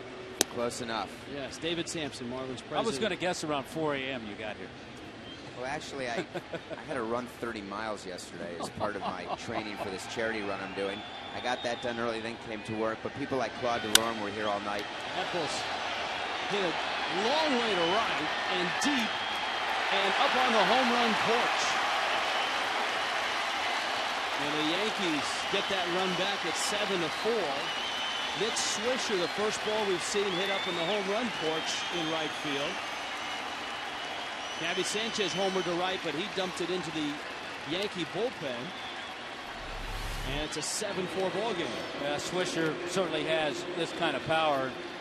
For David Samson, I wanted to ask, we've talked so much about the players and the players getting a feel for this new ballpark. How about from your perspective? Well, what I've spent the day doing is just watching fans and watching them experience all the different things and seeing them out in left field Budweiser Bar and watching them behind the plate, looking at all the art installations. It's been an interesting day so far. What surprises have you? I know anytime a major league team opens a new ballpark, nobody knows what the flow will be, lines, where crowds will congregate. What have you learned so far in just this 25,000 crowd? Well, the first thing we learned is people who come in through the home plate entrance, they go right to the first concession stand they see. And it's a lot like lines at a toll booth where the traffic feeds in, the lines are long, but if you go a little bit outside, you can get much shorter lines. Some of the concession stands out further toward the outfield were much quieter because everyone wanted upon entry to get a quick beer. So you see, Rich, you and I know where to go now. Out toward the outfield. The fact that you can walk around the concourses and never lose sight of the field, I guess, adds to the ability to just wander around and see the sights. Now, I was just thinking, walking around and with the roof closed, about all the years the the three of us had to talk during rain delays, and you had to go to different programming and show the same show 25 times. And now you get to actually broadcast games starting at 7:10 every day. Fabulous, fabulous. Now, tomorrow night, I was thinking about this. It's supposed to be a nice night. Do you think the roof will be open? We'd like it to be open, but again, it will depend on humidity. Right. We did this formula with Max Mayfield, the famous hurricane meteorologist. So for today's game, for example, people would think that it's beautiful enough you could leave the roof open. But with the high humidity and the high temperature and the lack of wind, it would have created a sauna-like effect for our customers. So why would we do that? That's why we have a roof. I can vouch because at 11 a.m. before the roof was closed, batting practice, the sun was up, and Tommy and I were on the field, and we were sweating. And it brought us quickly back to those days at Sun Life Stadium where you sweat through your clothes if you're just out on the field 5-10 minutes. And so suddenly the roof closed and everybody's comfortable. And that's how it's supposed to be. It's currently 75 and sunny in this ballpark with no humidity. Tomorrow night, we would think we'd like to keep it open, Tommy. That would be the plan. Watch both the outfield wall and the roof be open. But again, we'll see how it goes. Well, then it would give you a little idea, too, of how the ballpark will play with the roof open, too. Which we want to see. What's the combination? You can have the roof closed and the windows open, right? Yes. We saw that creates a huge wind tunnel effect with wind coming in from the east through the wall. Then we tried it with the roof open and the outfield windows closed, and that's what Hanley Ramirez wants. He told me if we do that every game, he'll hit 150 home runs. You liken that, in talking to the Yankee announcers, they liken that to the way Rangers ballpark in Arlington plays with windows closed, roof open. There's sort of a swirling wind that kind of pushes out to right center. Oh, I'd say this did more than push. I'll only tell you that if I got in the cage, me and you, Rich, we could hit it 502. All right, well, hang on. I got a question, too. Do we go to a pitching break, or we all right? We have the president on spring training. We can do whatever we want on spring training. We had a question, actually. Anarchy, Tommy. We had a question answered earlier because we weren't sure. We'd heard conflicting reports about the home run sculpture in left field, and we weren't sure, like when Gabby hit the home run, if it would show its display, but it didn't, so I would imagine it's being saved for St. Louis. Oh, so you're asking me whether or not it's broken already? No. Yes, Clearly, yes. No, it's not going to start until April 4th. That's what we I made a to mistake know. during FanFest and said we were going to do it during the Yankee games, and I was wrong. That's we're where not we got that it. report. Yes, I take full blame for that. But you will see it opening night when someone hits a home run for us, and that's going to be good. David, I know in the last week, one of the points of emphasis for the organization has been parking and getting people educated as to not only the garages and the close to 6,000 spots that you have right in tight to the ballpark, but the lots that are in downtown, at the business district, by the University of Miami Hospital, and other surface lots around. We've directed people to marlins.com/parking. What can you tell a fan that's coming, say, tomorrow night to the Yankee game, Wednesday to the Cardinal game, or has tickets for a later game? The first thing I'll say is come early, because we're now an urban facility with 35 to 37,000 every single night. It's a new world for the Miami Marlins. Then I'll say go to Miami Marlins, marlins.com parking, and you can buy a parking pass, or you can take one of the thousands and thousands of spots that are in the neighborhood, and the website goes through all of your options, including public transportation. And the last thing I would say is there's more spots here than there were for the old Orange Bowl, and there's half as many seats. Shuttles running from these surface lots. Tell us about that as Randy Choate delivers a fastball up and in. There are shuttles. If you go online, for example, if there's a trolley, a new City of Miami trolley, where it stops at certain of these lots. There's also shuttles that we're running from certain of the lots. And also the Magic City Casino has shuttles if you park there. So there really are all sorts of different options. It's just up to the individual customer and fan to figure out what they want to do and then make a plan. And that's the difference that I'm happy about. Because if you have no crowds and no lines the way it used to be, it means you don't have a very good franchise or ballpark. And now we have lines, we have crowds, and it's a much better way to be. But people will figure out their own route of getting to the game. And when you say for fans to come early, how soon will everything be open? How soon will all the amenities, some of the restaurants, some of the food facilities, when will those be open? Well, on opening night, everything, the West Plaza is open all day. So Holiday Bakery, Yo Blend, there's a Metro PCS store. You can get yogurt, food, sandwiches, all of that. It's a base hit by Brett Gardner down the line. Kearns cuts it off, and with Gardner's speed, that's going to be a double. So all the things are open. Opening night starting at 3:30. There's going to be tons of stuff on the West Plaza, and then the gates themselves open 3 hours before at 4 o'clock. So with what Emilio Estefan has planned for opening night, I would suggest everyone be here early. When the Astros arrive and it's not a quote unquote special opening night, what time will gates open? What time can people get into the park, watch batting practice, get something to eat? It's going to be about an hour after that. So gates will open 2 hours before. So you're talking about 5 o'clock. Some days, check the website. Some days could be 5:30. Some days 5 o'clock. You know, we're going to monitor that. We just don't know which gates people are using, and we don't know what the flow of traffic will be. So we have to watch all those things over the first several games, and we'll make adjustments. But we'll try to communicate with all of our fans as often as possible via social media. You can follow us on Twitter and Facebook. That's the best way to get real-time information, because we've got people twittering and Facebooking. Are those the right verbs? Tweeting, I think. Tweeting. Sorry. I learned that last year. Yeah. We have people tweeting and Facebooking all the time. I feel so old right now. All the time, so getting information out to our fans. Randy Choate facing Derek Jeter with Brett Gardner at second. 2 outs, a run across on a long home run from Nick Swisher, and the Yankees have a 7-4 lead. Choate, the lefty specialist for the Marlins last year. This would be a situation, Rich, where we saw Randy Choate come in to pitch to Gardner, the left-hander, and he probably wouldn't be facing a Derek Jeter, a right-hander, but he missed a lot of spring training. He had a little side pull, oblique. Remember, he missed the last 6 weeks of the season last year with some elbow problems. So right now, he's just trying to get some work, so Ozzy's leaving him in to pitch to Jeter. 1-2 coming. And Choate, the sweeping breaking ball, misses down low. All right, if you could go out right now into Marlins Park and buy one food item, what would it be? Where would you go? I would go to the Miami Mex concession stand, and I would get the steak tacos. Really? Where is that? Where is that? You can get Miami Mex in the yellow quadrant, which is right. It's a life changer. It's down the first base line. Okay. Look out. That's why they put screens. Remember, Sun Life Stadium, one of the most dangerous spots in all of baseball, the dugouts, first base and third base. Here, you've got the modern dugouts with the screens that protect the players. It's a lot easier for catchers, first baseman, third baseman, wandering over into that foul territory to make a play.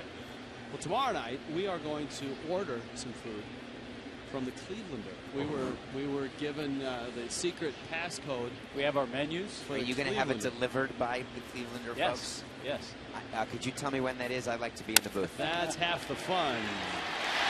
That one off the glove of Infante, and Jeter sprays one to the right side. Gardner has to stop at third base, and Choate now will face a left-handed bat. David, give me the name again of the steak taco place. Miami Mex. Miami Mex, I got that. That's the name of the concession stand. You're going to be happy, Tommy. This is Dwayne Wise coming to the plate. How about that? A name from Marlin past, a brief stay as a Marlin. Wise getting the at-bat. Wise, of course, has a very close connection with someone sitting in the Marlins dugout, and that's Mark Burley. It was Wise's catch that saved Burley's perfect game when they were both playing for Azie in Chicago. Who could forget? It was not only a catch up against the wall, but he bobbled it and then caught it on his way down. Was that the second out in the ninth? Saved the perfect game against the Rays. There's Burley. So a nice blast from the past for those two. Forever connected.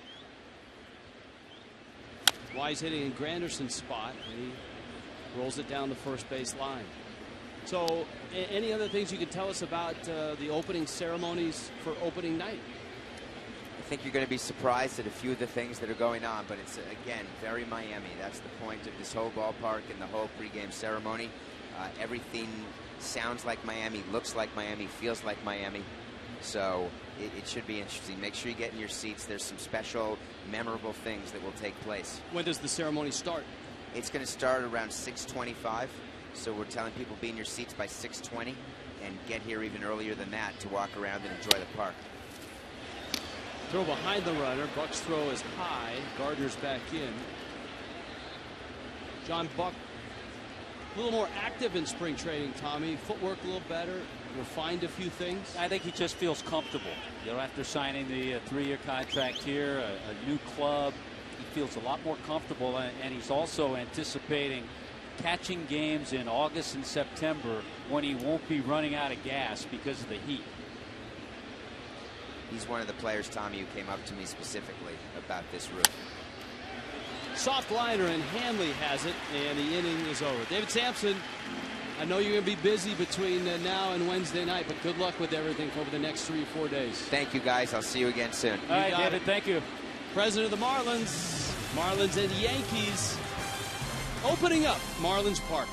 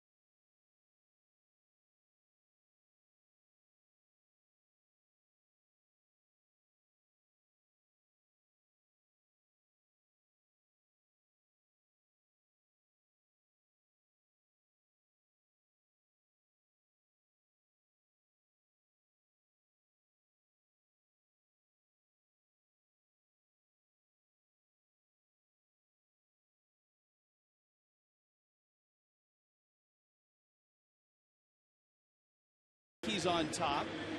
We're in the bottom of the 6th inning. Let's check in with Craig Minervini. Craig? All right, thank you very much, Rich and Tommy. We're with Heath Bell, new Marlin here. And first of all, Heath, great to have you with the Fish. And your impressions of this beautiful park?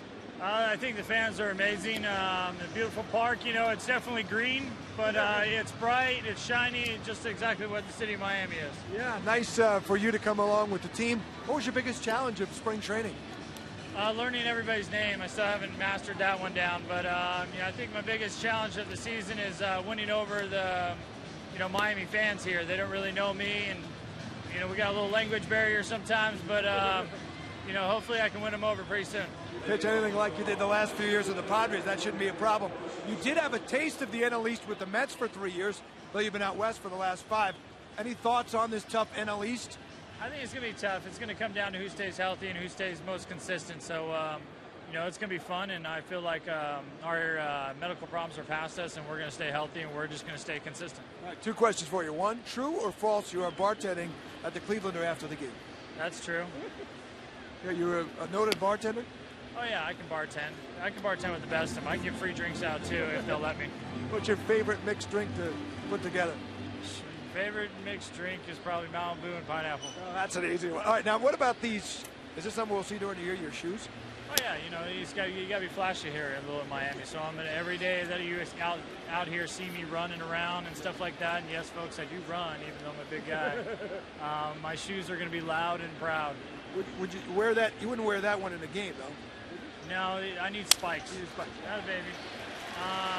You know, no, I got some shoes. They're a little orange, not too flashy, but for me, I think it's kind of flashy because I usually just black and white.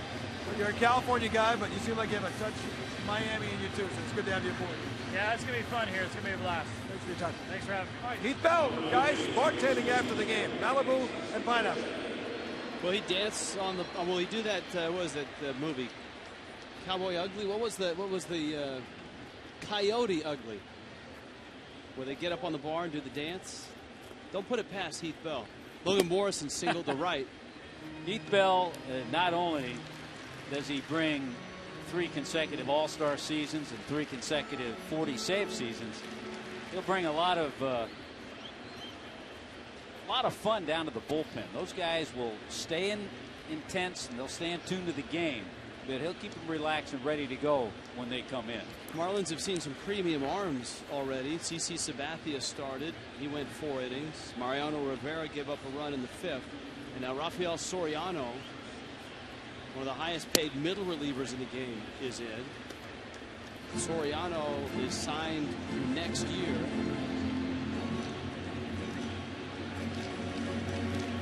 This is one of the areas where the Yankees are so tough.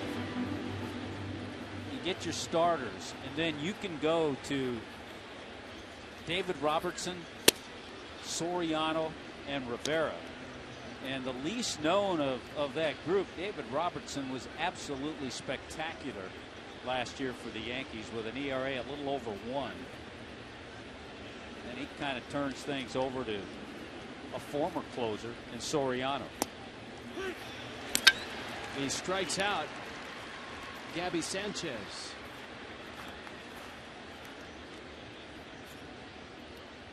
You can provide your group with a true VIP hospitality experience at Marlins Park. Choose from a variety of unique group areas: the Fiesta Suites, the Bullpen Zone, the Clevelander, and the Budweiser Balcony is a happening place out there. A lot of people standing out there enjoying air-conditioned comfort and the ball game. Lots of different food choices. 1-877-MARLINS or go to marlins.com today. You can be out there on that promenade level where the Budweiser area is, and you can walk completely around the entire ballpark. There's an area just below, if you have that shot again, of the Budweiser bar area.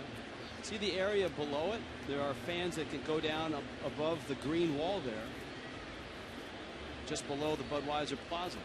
I guarantee Wednesday night that'll be standing room, and there'll be a fan in every one of those areas. Be a great place to stand.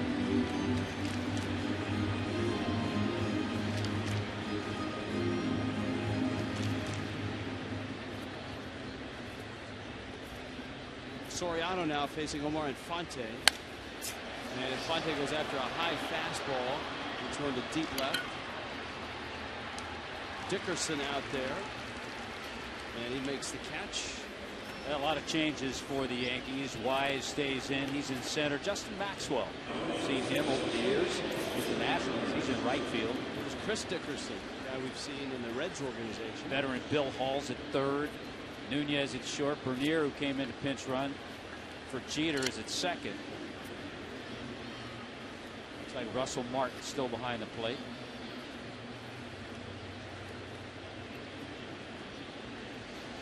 Eduardo Nunez, the shortstop. And Eric Chavez is over at first base.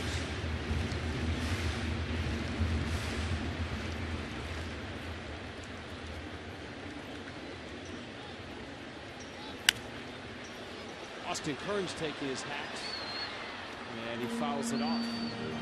So the Marlins reserve outfielders, you've got Austin Kearns and Chris Coghlan. I guess the only wrinkle there is, should Emilio Bonifacio go down or be needed in the infield, who plays center field of the group? Do you move Giancarlo Stanton to center? He's played some center coming up in the minor leagues. Kearns is technically a good enough outfielder. He might be able to do it, but he's really a corner. I think he'd probably lean toward Coghlan. Yeah.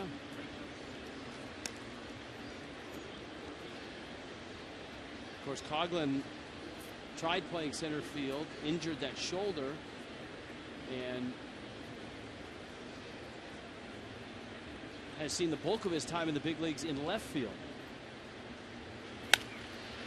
Kearns just keeps on hitting. What a spring he's had. He's got 2 more hits today. A lot of people forget Austin Kearns was a first-round pick back in 1998 of the Cincinnati Reds. Has had some very solid years, but he's also in his career been plagued with many various injuries. So a healthy Austin Kearns really helps the bench. And to his credit, he knew he was in a battle with Aaron Rowan. during the course of spring training to win that outfield job.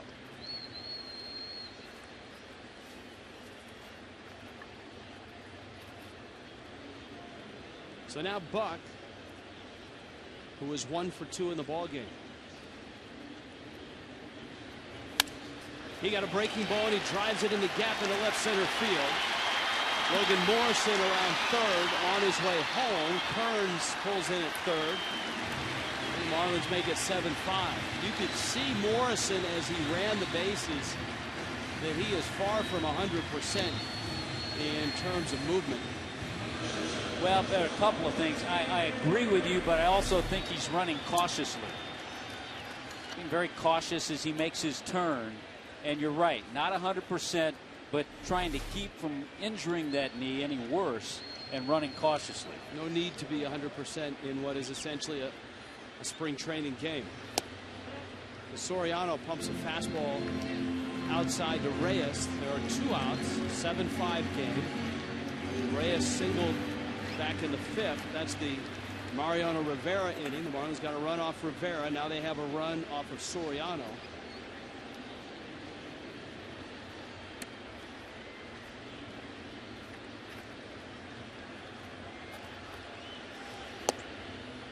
Reyes watches it down low. It's one of the things that really helped Reyes last year. Not only winning the batting title, but his on-base percentage was .384. He took his walks. He led all leadoff hitters in on-base percentage. Second in the National League from the leadoff spot was the Marlins' number 2 hitter, Emilio Bonifacio, as he led off last year for the club. Pitch rides outside. Soriano's always had a live arm. He was originally an outfielder in the Seattle organization. Marlins saw enough of him in Atlanta.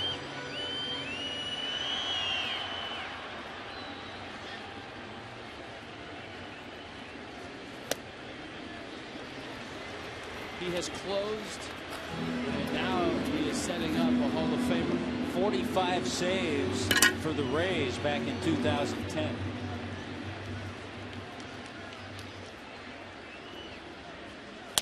Runner goes and Reyes pokes it out towards left field. Chris Dickerson is on and he makes the catch. Marlins get a run back off of Soriano, and the Yankees still lead at 7-5.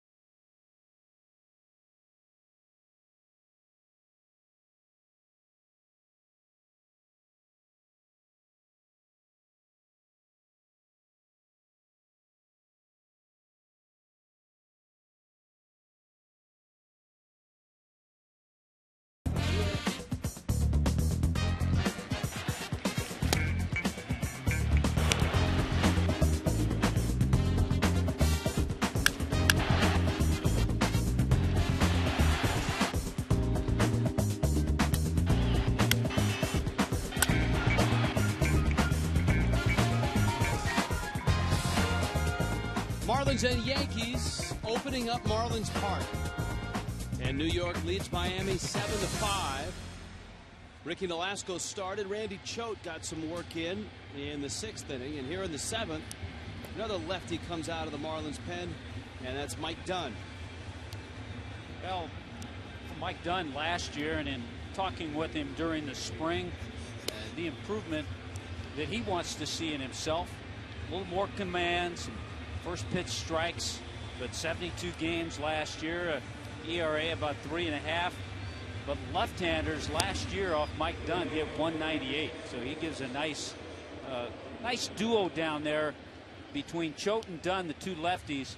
Dunn can give you a few more innings, can work to a few more hitters, where Choate's more of a lefty-lefty matchup guy. Of course, the news yesterday, some of the guys that were battling for jobs. Azie said the reserve infield spot was the toughest decision that he had to make. Yeah, it was. And I talked to Azie around the batting cage today. Donovan Solano, a youngster, came over from the Cardinal organization, never played above Double-A, did everything that the club asked of him, everything that Azie asked of him. He hit over 400. But Donnie Murphy, who has a little more experience, they would rather have an experienced guy in that role as opposed to a young guy who's not playing all the time.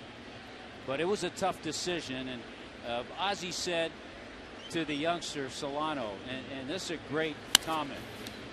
Azie said, as he talked to him and told him they were going to send him down, when you came into camp, nobody knew you. You were just a speck. Nobody had any idea. He said, you have proved yourself that you can be here. So if anybody goes down or gets hurt, we'll see Solano. As well in the bullpen, Chad Godin, the veteran right-hander, makes the Marlins bullpen as a long man.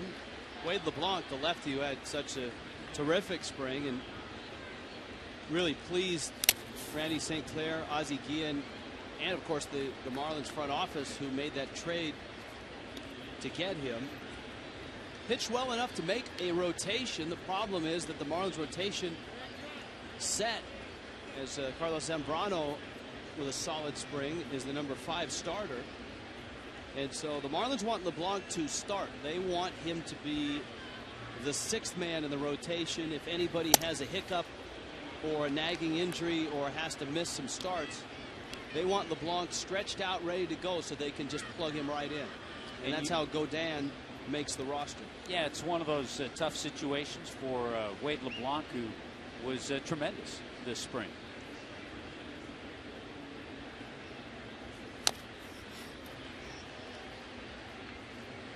Nunez at the plate for the Yankees. Now the Yankees made wholesale changes. The Marlins have everybody still in there, with the exception of Mike Dunn. The outfield the same, infield's the same. John Buck's behind the plate.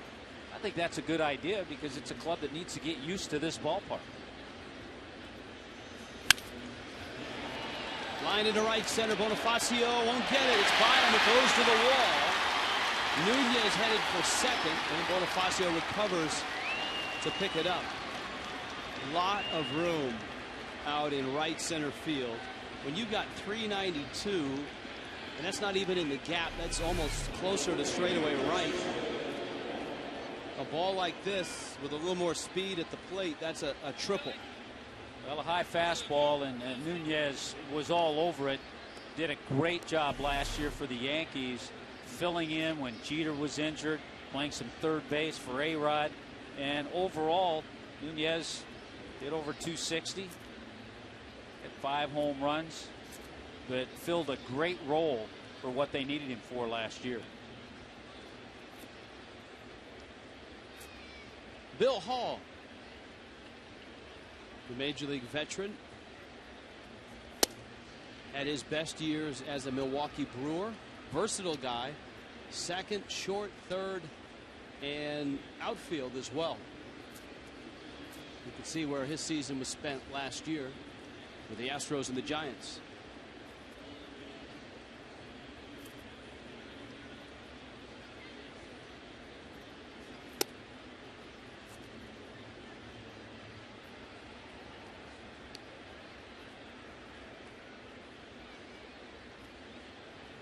Dunn, the third pitcher to work for the Marlins. News around baseball today. Terry Collins is going to give the ball to Johan Santana for the Mets for their opening day start. Yeah, they liked what they saw. The Marlins played the Mets yesterday up at Roger Dean, but Santana stayed back in Port St. Lucie and pitched in a minor league game and Terry Collins, Dan Worthen, pitching coach, kept a close eye on him, and they liked what they saw. Yankees placing Michael Pineda, the right-hander from Seattle, on the disabled list with inflammation, tendonitis in his right shoulder.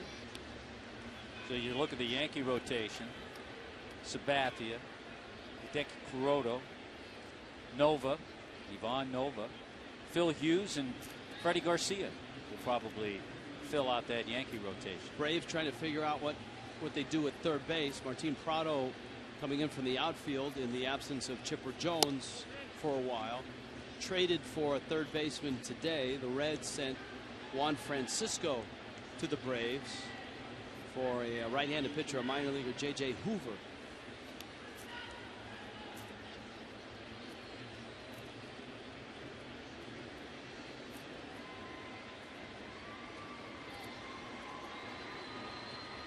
Here at 7-5, Yankees, Miami lefty Mike Dunn has walked Bill Hall.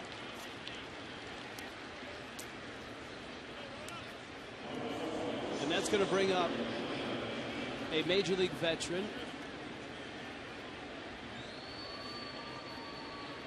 Eric Chavez, who at times in Oakland was Eric Chavez. Seemed to get things straightened out. They went back and forth, the A's, for many years. They insisted that the pronunciation of his name was Chavez, and then Eric said, just call me Chavez. Used to stay in touch with your good friend Ken Korak, does the A's on radio. Ken Korak, one of the great radio voices in the American League. And one of my mentors, partner of mine in Las Vegas. By the way, are they still in Japan? No, or are they on their way home? They've come back to spring training. Both Oakland and Seattle, after going to Japan, are back in spring training. Chavez is 34 now. His biggest, you talk about staying healthy. That was a major issue in Oakland. Of all the different position players, Giambis, the Tejadas, the guy that Oakland chose to give the long-term deal to was Eric Chavez, and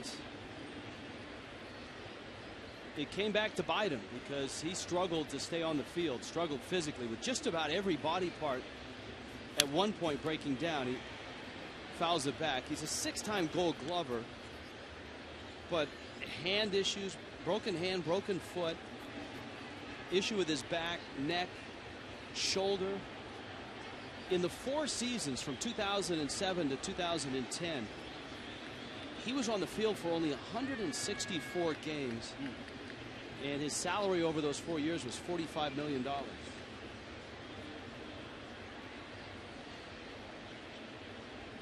2-2 pitch coming from Dunn. And a swing and a miss. And you're right, when he was on the field, and this is why he really bolsters that Yankees bench. And he did last year with the Yankees. Yeah, but when he was on the field healthy, he had a 4-year stretch with Oakland where he averaged 30 home runs and 103 RBIs. I did not see him in the Moneyball movie. He and Tejada were not prominently featured. And Hudson, Mulder, and Zito were not in there either. Good movie, though. It was. Very well done.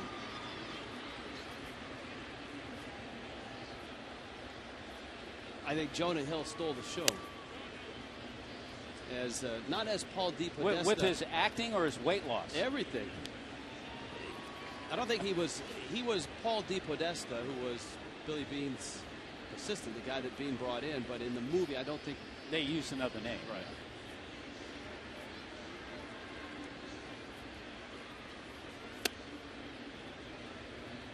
Dunn misses outside. Buck's on his way out to talk to the lefty. This is a little of the inconsistency that we saw occasionally with Mike Dunn. He has tremendous stuff, and when he gets that stuff over the plate, he gets outs, but he gets a little out of whack. So a good timeout call by John Buck to go out and try to settle him down. There's a situation we talked about earlier. John Buck now feels comfortable with his pitching staff, knows what to look for, and feels that he can go out and talk to a guy anytime. Justin Maxwell is the hitter for the Yankees, guy that we saw as a Washington National.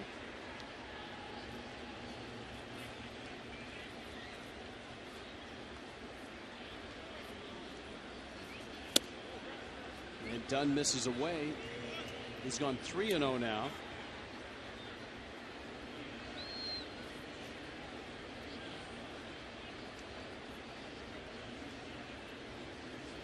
J.R. Murphy, the reserve catcher, is on deck. Maxwell green light on 3-0, and it's 3-1.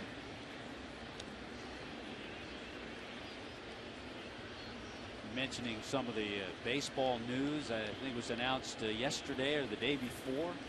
How about 49-year-old Jamie Moyer making the starting rotation of the Colorado Rockies? There goes his TV career. Here's the 3-1. It's inside. And Maxwell walks. If Moyer wins a game, he will become the oldest pitcher in baseball history to win a game. 267 career wins. Not only making the roster, but coming back from Tommy John surgery. He didn't pitch at all last year. There's Randy St. Clair on his way out. Satchel Paige is the oldest to appear in a big league game. Is that right? Yes. But he did not get a win. And the last 49-year-old, some question as to the exactness of that 49 I think years. We saw him triple when he was 49. It was Julio Franco. It's that kind of year. I also read where 44-year-old Omar Vizquel made the Toronto Blue Jays. You know, I haven't seen it yet, but I've been told that among the many art pieces that are in this ballpark is a photo or a painting of Satchel Paige as a Miami Marlin at, I want to say, age 50. Well, we've talked about so many of the great attractions here at Marlins Park. The one that stands out, another one that stands out, there's so many, is the beautiful giant scoreboard in right center field that we didn't have at the old place. Here's the 1-0 pitch. See, there's a story behind that. Look at that. My partner Tommy Hutton, from his seat in the old football stadium, had to lean over and look up to the right to see the scoreboard. Look at that. You got number of pitches, the velocity shows right in here. So a plethora of information. You're just happy that you don't have to lean over to see it. Got the lineups. See, we were so confused with all the changes the Yankees made. We looked up there. Bingo, there they were. Whoop, I'm a little behind on the new scoreboard and the telestrator though today. Line shot. Hanley's got it. Turns around and will settle for that out. He had a play at second. That's one of those reactive plays that Hanley Ramirez, as time goes by, will probably make that throw to second. Well, he looked at third first, and then he had the possible out at second. You and I both had conversations with Joey Cora, who worked a lot with Hanley. And there's some things you just can't work on the backfields. You can take ground balls and all that, but there are instinctive plays that happen during the game that you just have to give time. You know what, Tommy? That last pitching change, we didn't take a break. Let's take a break. It's spring training. We can do whatever we want. I'll work on the telestrator. All right.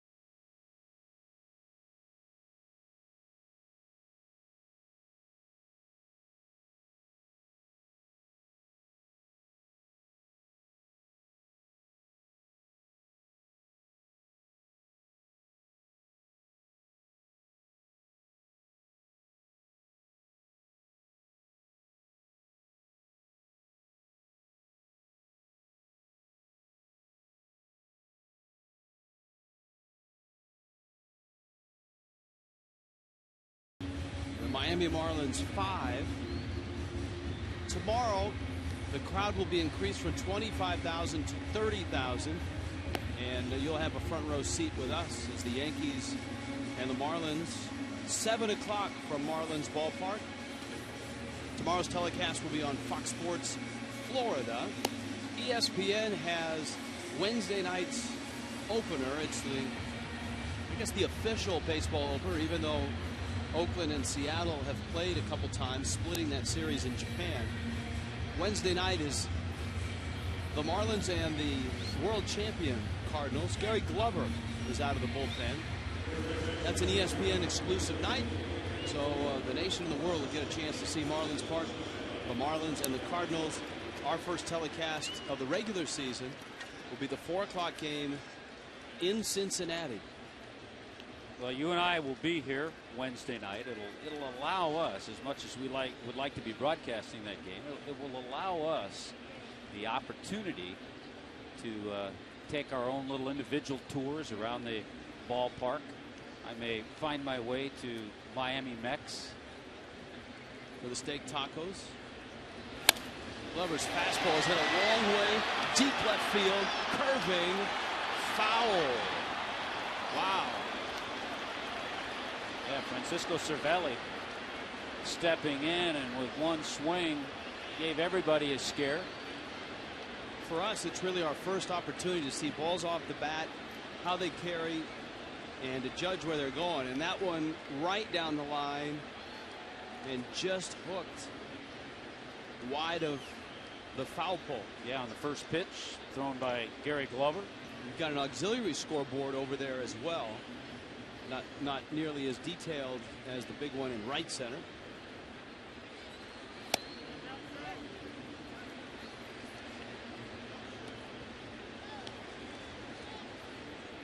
Cervelli's spring training numbers.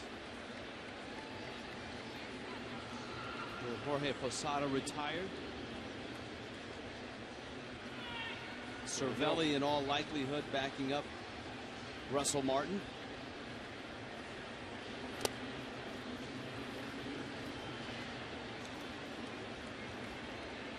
Two and one.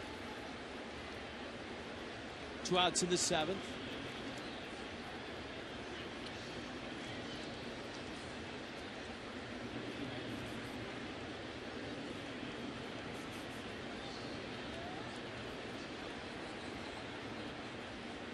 You know, you get to that time and talking with Azie and his coaching staff and the players, you just want to get it started, the regular season.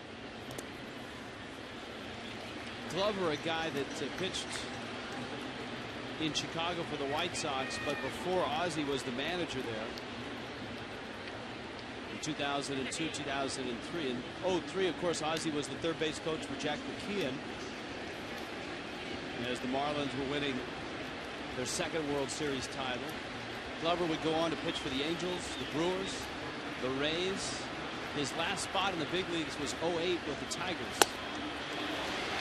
Hard sinking fastball for a strike. It's 3-2. He's a veteran brought into spring training. You never know what's going to happen. He's 35 years old. He pitched in Korea last year.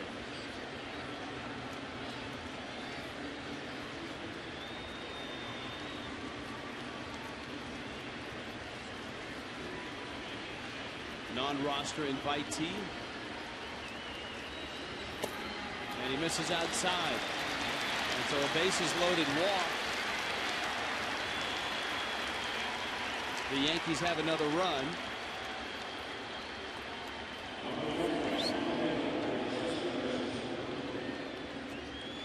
It's going to bring Chris Dickerson up for his first at bat of the game.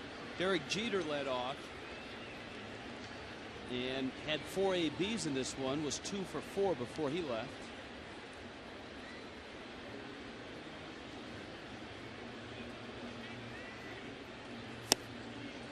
Dickerson a swing and a miss.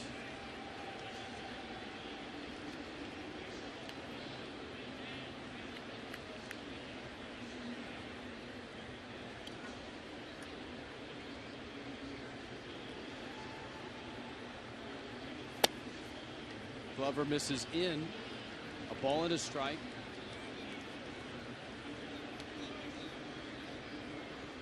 How has the ballpark played today?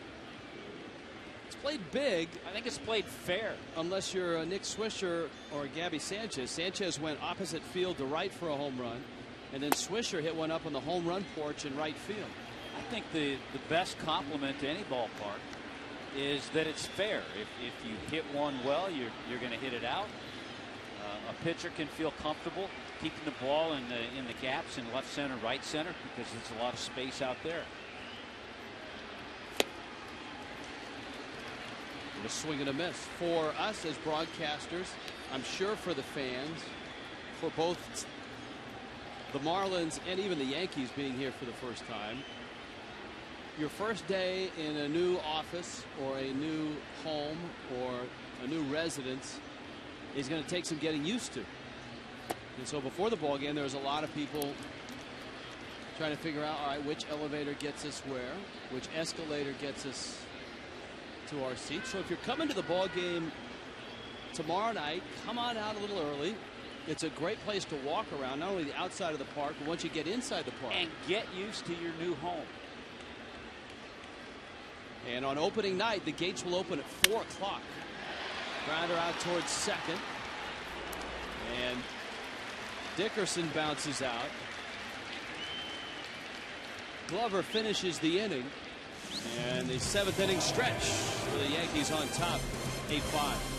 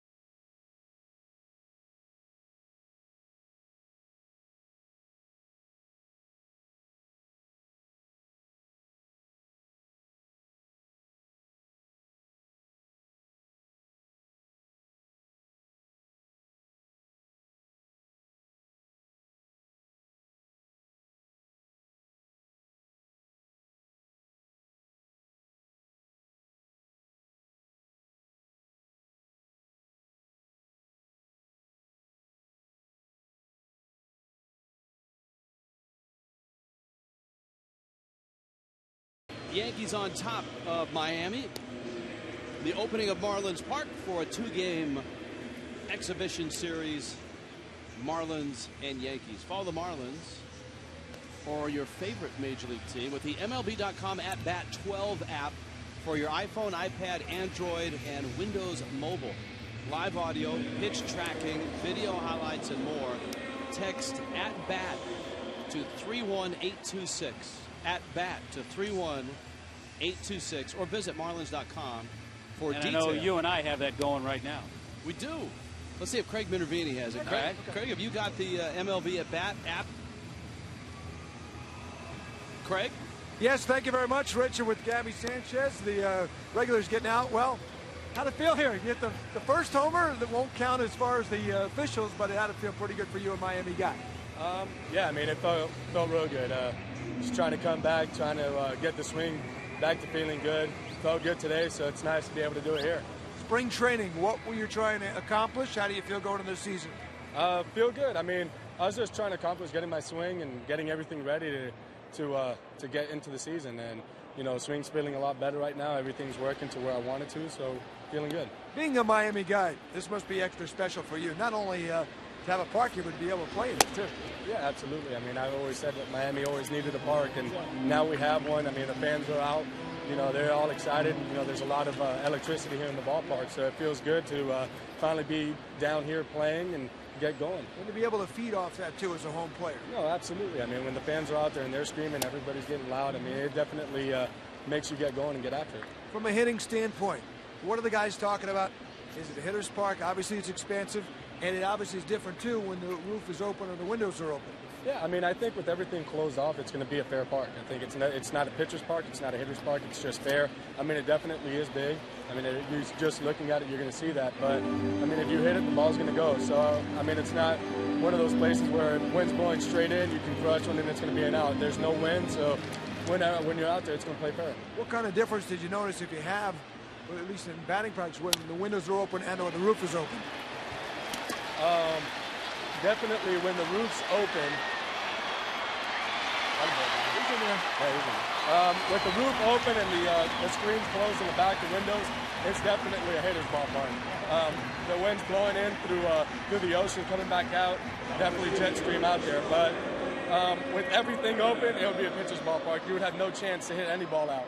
Thanks, Only Gabby. Mike Stanton, maybe. Yeah. All right. Maybe he'll hit the roof, too. Yeah. Bonnie with that double, guys, to go back up to you. All right, thank you, Craig. Emilio Bonifacio has been on twice. He's walked and scored now with a double. And here is Hanley Ramirez. The Marlins sticking with their regulars a bit longer than the Yankees. Azie Guillen stating that early in spring training. Last week of the spring, he wanted to see his regulars play 8-9 innings and be ready to go.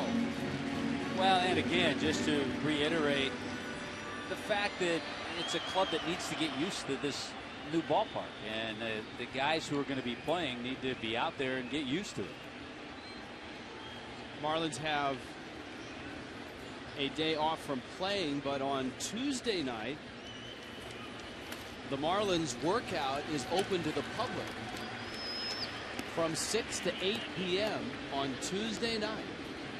The Marlins will be taking batting practice, will be working out.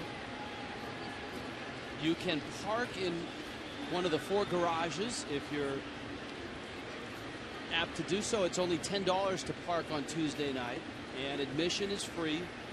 So if you haven't had a chance to come into the ballpark and you don't have tickets for Wednesday night's season opener or tomorrow night's Yankee game, come on down on Tuesday night. Come down 4 or 5 o'clock, get yourself a parking spot for only $10, and come on in and watch Mike Stanton crush baseballs, or Giancarlo Stanton as well. Hanley with a swing and a miss. Haven't had a chance to point out all of the coaches. We've talked about Joey Cora. We've chatted with Eduardo Perez. We've mentioned Randy St. Clair. Joe Espada is back as Marlins third base coach. And a new addition, Gary Thurman, former Major League outfielder, is Marlins first base coach. Thurman, a guy that stole some bases, very good outfielder, 9 years in the big leagues. There's a look at Gary. Royals, Tigers, Mariners in his big league career. Hanley walks, and here's Giancarlo Stanton.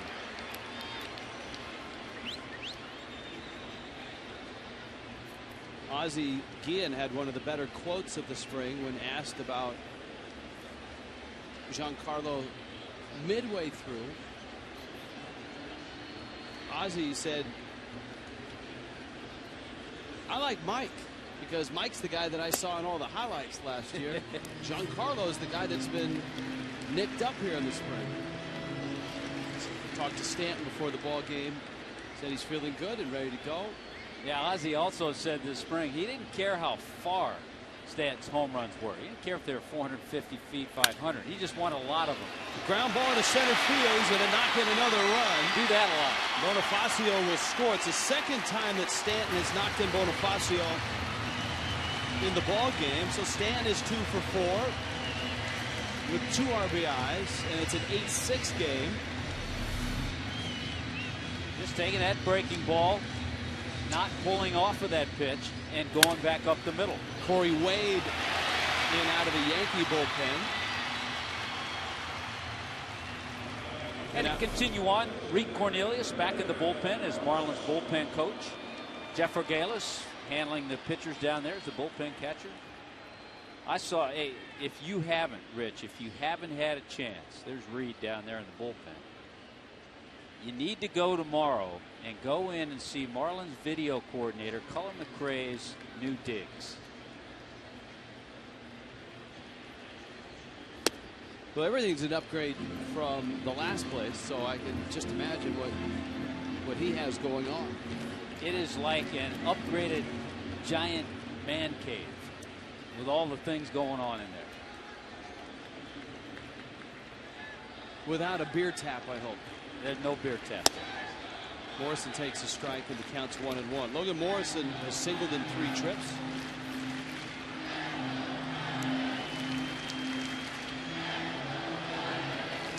I mean, it's been a marvel for all of this to come together too. John Silverman, Marlins equipment manager, and his staff, not sure if they've slept the last few days making the transition. Marlins director of team travel, Manny Colon, has been all over the place getting things arranged and players situated.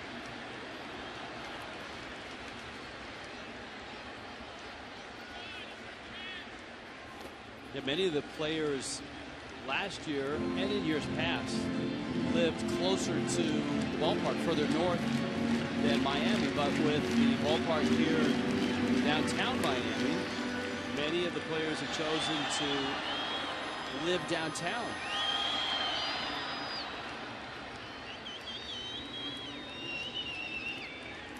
Marlins will be flying in and out of Miami International Airport instead of Fort Lauderdale. We'll miss our friend, the shuttle driver, who was always so kind to shuttle us, Alvaro. So Alvaro, if you're out there, we miss you, but we hope we'll see you at a game. We're in Guillen right now. This, of course, a departure from the American League for a guy that had a very nice run in Chicago, a world championship in 2005. Morrison strikes out. Romo on his way to the bench. They've had a word for Angel Hernandez on his way by. We do not have Fox tracks working, but if we did, I think that pitch is probably out. But it's spring training. Hey, you and I had a chance to stop by on our way back up to the booth and see the new facilities for the umpires as well.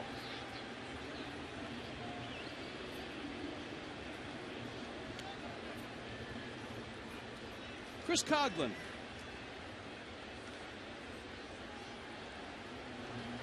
Comes to the plate. There were many questions about whether Coghlan would make the ball club. The spring number is not eye-popping, but I think what the Marlins like, the fact that Coghlan was injury-free, with injuries that have plagued him the last couple of seasons. Of course, the ill-fated high incident in 2010 with Wes Helms. Yeah, the knee injury and then a sore shoulder last spring. But Rookie of the Year, 2009 National League Rookie of the Year. The real tough part about 2010 is before he injured his knee, he had a great June. He was, I believe, the National League leader in on-base percentage in June with a ton of hits. It was like he was channeling that 2009 run that he had. The August and September. Yep. Never really healthy last year. His on-base percentage did not get over 300. It was 296.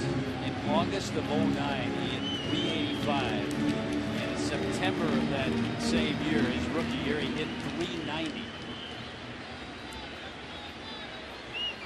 Coghlan with runners first and second and one out. The 2-2. It's out. And these were the kind of at-bats we saw so often from Chris Coghlan. Patient, making the pitcher work, taking close pitches. And certainly if Logan Morrison's knee is not 100% and the Marlins are going to spot him to start the season, Coghlan should see some time. That's low. Coghlan walks.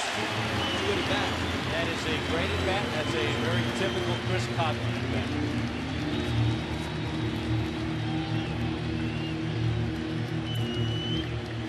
Jerry Rothschild, the pitching coach for the Yankees, makes his way out. We'll talk to Corey Wade.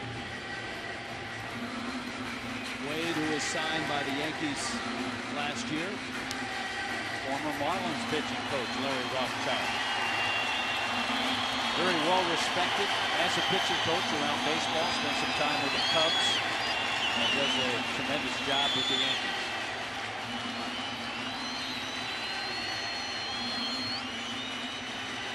Managed the Rays. Joe Girardi. Mentioned before, time flies. I mean, it's amazing. This is Joe Girardi's 5th season managing the Yankees. World Championship in 2009. His Marlins team in 2006 was the first team in Major League history to go from 20 games under to back over 500 in a season. That was that young team. Roller towards third. Hall gets it out there. The throw is wild. 1 run scores. 2 runs will score. Giancarlo Stanton comes across, and he joins Hanley Ramirez, and just like that, the Marlins have a couple of runs and have tied this game.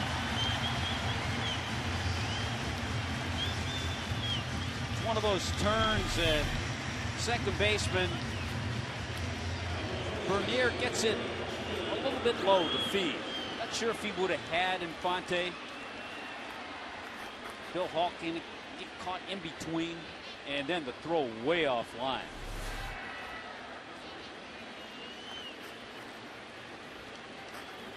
And Austin Kearns now with Infante in scoring position and 2 outs.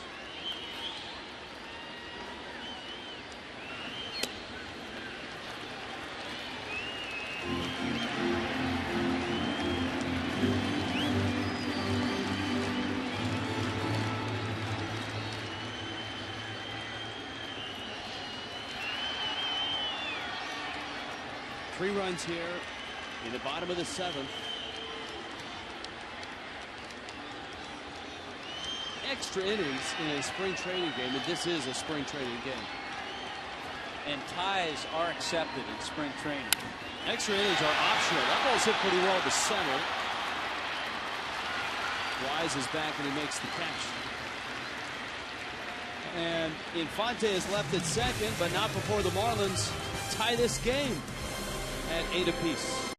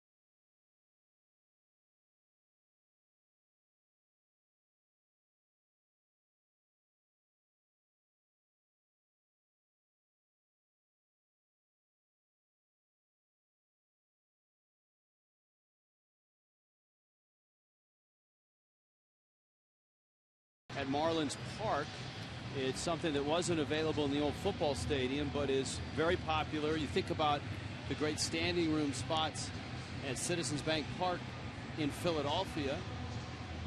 And here at Marlins Park, there's a little over 1,000 standing room spots that the Marlins will sell.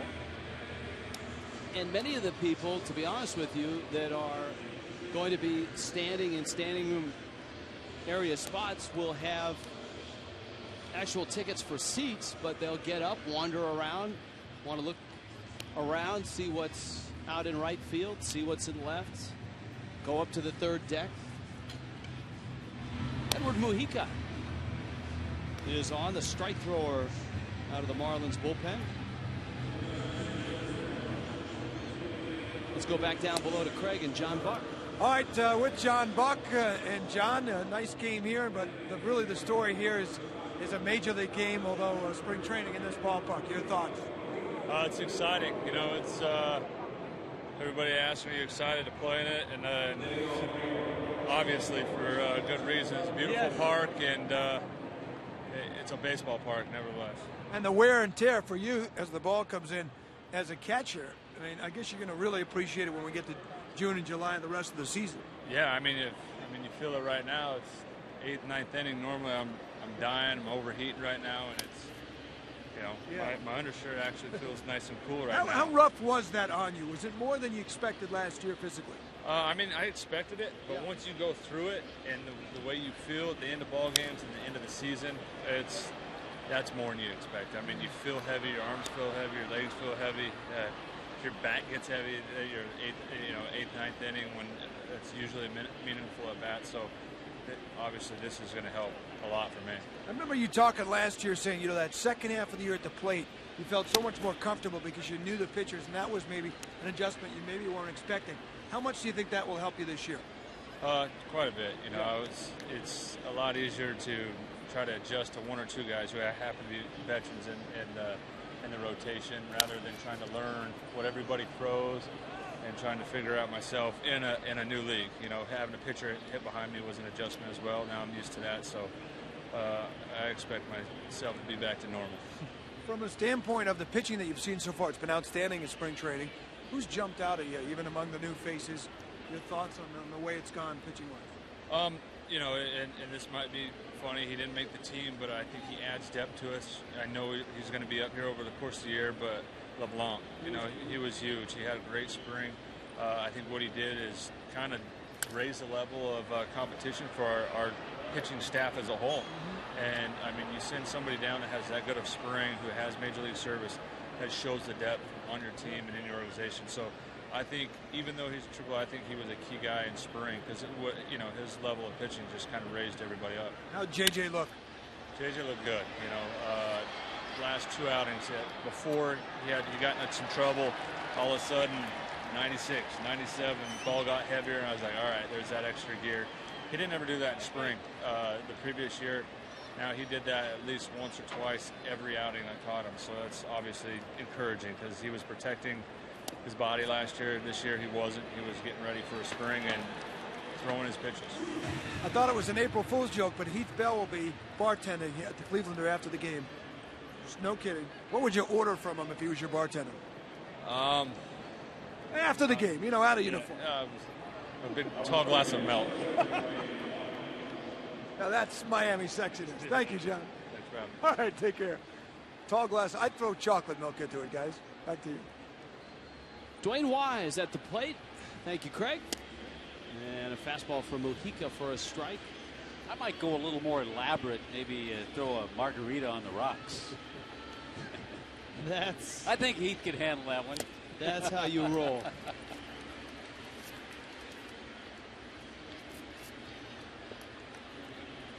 Marlins have made a lot of changes behind Edward Mujica. We'll try to get those to you. We had Donnie Murphy out at third base. There's been a Donnie Murphy sighting. Donovan Solano is at second. Austin Kearns has come from left, and he's now at first. Daniel Black is short. There's Murphy. Little chopper, and Solano gathers it in, flips on over to first. Kearns is there. And there are two outs as Dwayne Wise is retired. Mujica's inning here in the 8th. Here's a look at Solano, the guy that, as we talked about earlier, played well enough to make the team, but the realities are oftentimes contractual, 40-man roster space, options. Are you able to send a player down? And for Solano, Donnie Murphy had a guaranteed contract this year. Had the Marlins put him on the team, they would have had to clear a 40-man roster spot. Solano, Rich, hitting .410 this spring. But as Azie again said, he has done enough to open the organization's eyes so that if somebody goes down, if there's a need, that the first guy they call will be Sorano. Yeah, to go back to what Azie said, how he just made himself known. There are so many young kids who get called up to big league camp and don't make themselves known. Well, Sorano accomplished that. I have a feeling we will see him in a big league.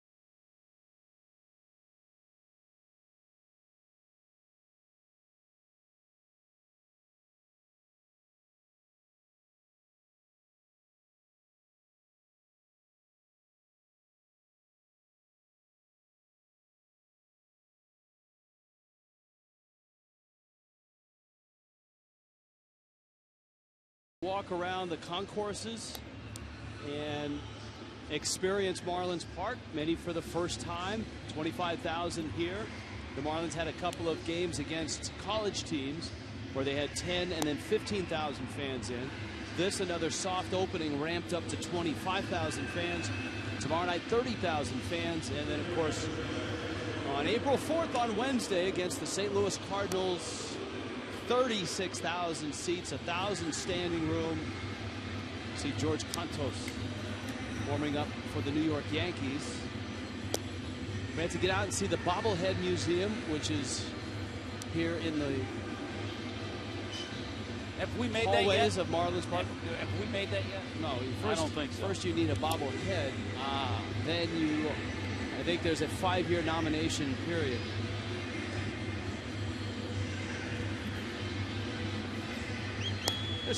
There's Wild Thing.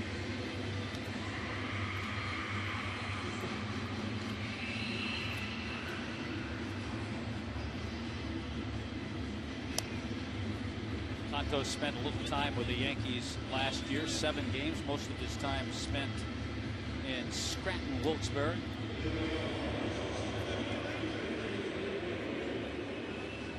A favorite of Marlins radio broadcaster Glenn Geffner. Cantos out of Northwestern University. Glenn Geffner, big Northwestern fan. And a favorite of Joe Girardi. Joe Girardi played at Northwestern.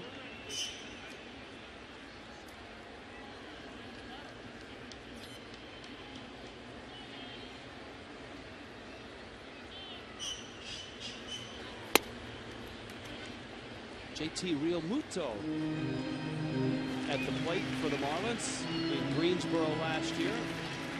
What a thrill for these young players who've been added to the roster for these games.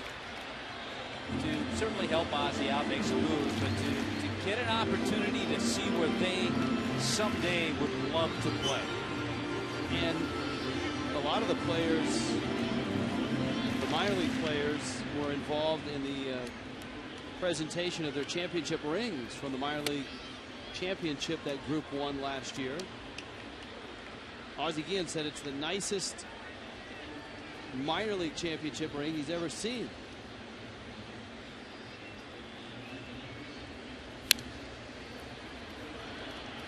Realmuto lives in Oklahoma and was born there, Midwest City, Oklahoma. 3rd round pick, 2010 player drafted. Greensboro last year. The catcher had a really good year. He had 287, a dozen homers. He's a big part of that championship, along with Christian Yelich. They'll be a good ball club in Jupiter this year. That's where the strength of the Marlins farm system is right now. In the from low A last year into the Florida State League this year. Marcell Ozuna will probably be there, along with Yelich. Bouncer out towards short. Eduardo Nunez for the Yankees, throws him out. So it's 8-8, and as we noted, this is a spring training game. And as we've seen in spring training, after 9 innings, if it's still tied, many times managers will say, that's all the pitching I really want to use. And thanks for coming. It brought up a little controversy between Joe Girardi and Bobby Valentine of the Red Sox a week or so ago. Because I think managers try to discuss things before the game, if not at least in the 9th inning. I think you're supposed to send an emissary over and deliver. And evidently Valentine had a pitcher ready for the extra inning, and all of a sudden Joe Girardi said, no, we're not playing extra innings. So already the Yankees and Red Sox are feuding. Well, remember that Valentine drew the ire of Azie after Guillen was ejected from a spring game this year, and as Guillen walked out, that one lined into left field, and Donovan Solano's terrific spring continues. That will add to that .410 average. Well, and you like the fact that, yes, I'm sure he's disappointed. He hasn't let it affect him. He just steps up and bangs out a base hit.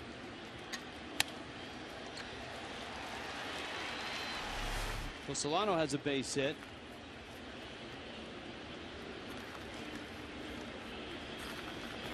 Here is Donnie Murphy. Solano came over from the Cardinals organization. Split time in AA and AAA last year. But just signed as a minor league free agent by the Marlins. Anyway, to finish it, Guillen was ejected from a game, and as he walked out, Valentine apparently waved goodbye to him a few times. Azie did not see that, but when he was told about it, let loose with an Azie type quote. It almost feels like the Marlins will play in 2 Eastern divisions this year, with the National League East and the American League East, because they have home and homes with the Rays and the Red Sox. Murphy strokes that one to left center field. Well, you bring that up, Rich, and it's you and I have discussed this. It is going to be an extremely tough month of June. You mentioned those 2 series, 6 games with the Red Sox, 6 with Tampa. A couple of different series, 5 games with the Phillies, a 3-game series with the Braves. Throw in the Toronto Blue Jays, who are a very good club this year. Throw in the St. Louis Cardinals that month, and it's a heck of a month. Of course, June was the end of the Marlins last year. One of the worst Junes in Major League history. You're talking about 5 wins in the entire month. See, I was trying to gloss right over that and let everyone know that Marcell Ozuna, that you talked about, is at the plate. Hey, August was no Pearl. 5-23 in June, 7-20 in August last year. Ozuna sends a fly ball down the right field line, and it's caught there by Maxwell. So the Marlins got another hit from Donovan Solano, unable to sustain a drive. We move to further action.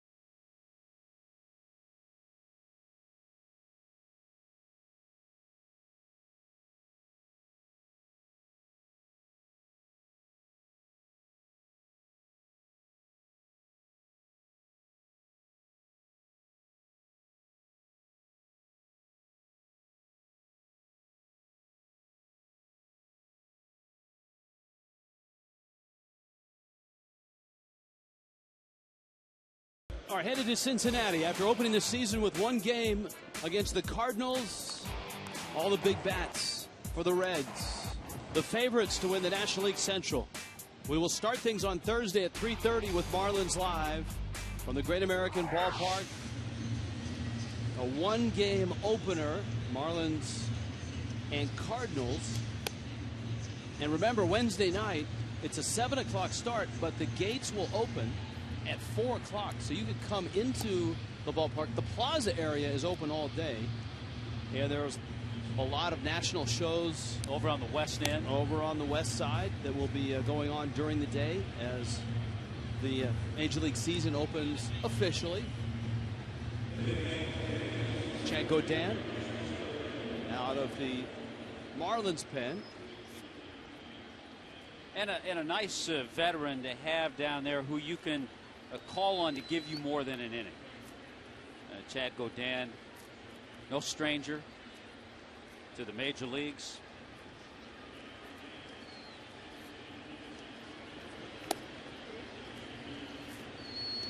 This is down low. Spent time with Tampa, Oakland, Cubs, Padres, the Yankees. 8th year as a major leaguer, and a guy who has done both starting and long relieving. Keeps the ball down, good sinker, good slider. He gets Bill Hall to open up the 9th inning.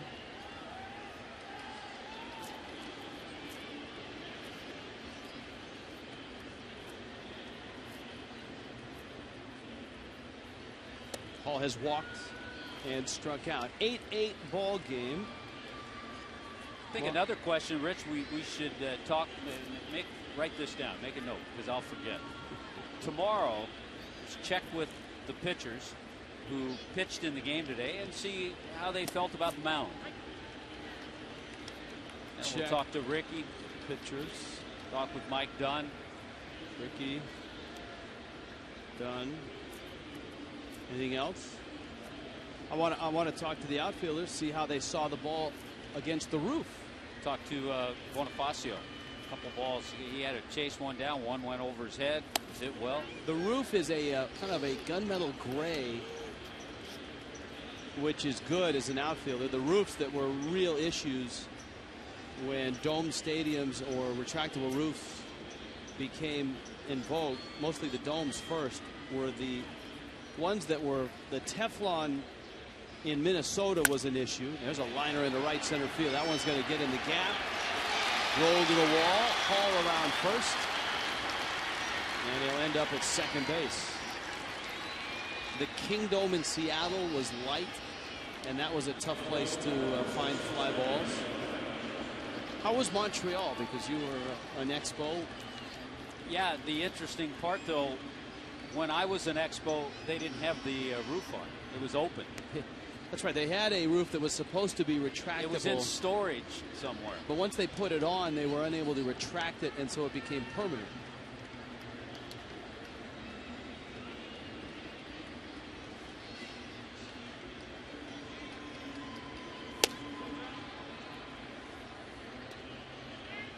Eric Chavez with his second at bat.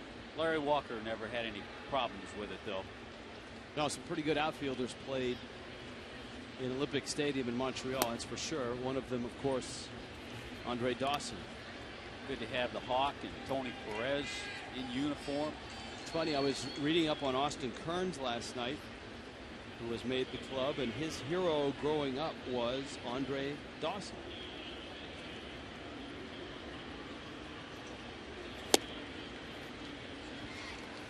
There's Hawk. There he is. As you know, we've talked about everyone's perspective. Another Miami guy. There's another Miami guy who maybe thought he never would see this day.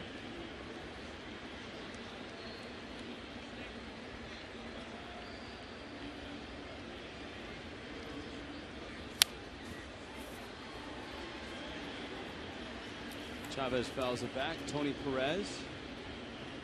You heard Eduardo Perez, the Marlins hitting coach, talk about the importance of having both Tony and Andre Dawson on the staff and at spring training, because Eduardo said it's one thing for Eduardo, the hitting coach, to say, hey, look, here's one of the things I'm seeing and you need to do a little better job on.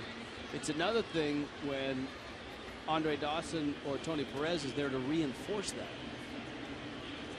Some pretty good reinforcers.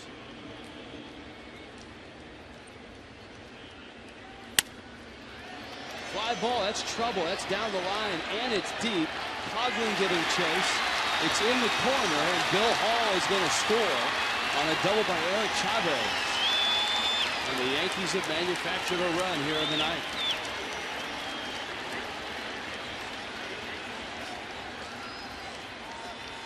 Back-to-back doubles will usually do that. Good hitting by Chavez. And again, to have a guy like him around to spell Alex Rodriguez at third base is always key. And I think as you look at contending teams, and I will go back to the Marlins in this because I think they have that. I think you always see a strong bench, some veteran guys, veteran influences.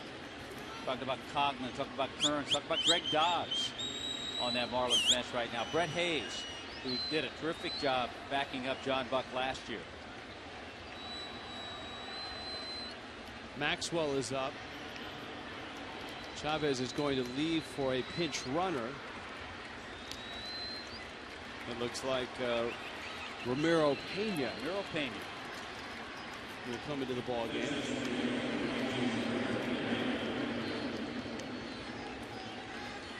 This is, you know, Azie and Joey Cora were talking about they were ready to have the season start last week.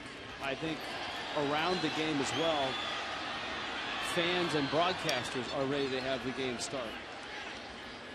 Especially fans that keep score during spring training games, and many fans do. We obviously give it our best shot, but at this point of the game, your scorebook's a mess. There's been 3 or 4 guys in one spot.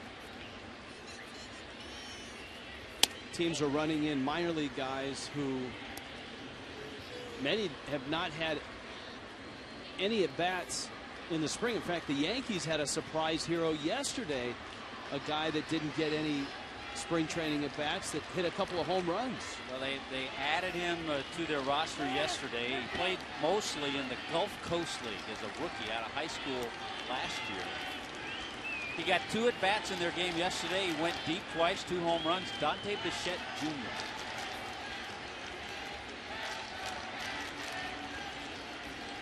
Justin Maxwell at the plate. I think you and I talked about it at the time. How so many young players get drafted. They have trouble coming to terms and signing, and they basically miss a half a season. I remember this. I remember the quote from Dante Bichette Sr. I'm sure Dante Sr. said, you go out and sign, you get playing. If you're good enough, you'll get there. He did. He hit over 340 in the Gulf Coast League, and he's on his way, I'm sure, to a nice career. Yeah, Dad told the son, look, if you want to play, sign and go play. Don't waste a summer over some money, because you're going to make your money if you get to the big leagues later on. Chad Godin knocking that one down with his shin.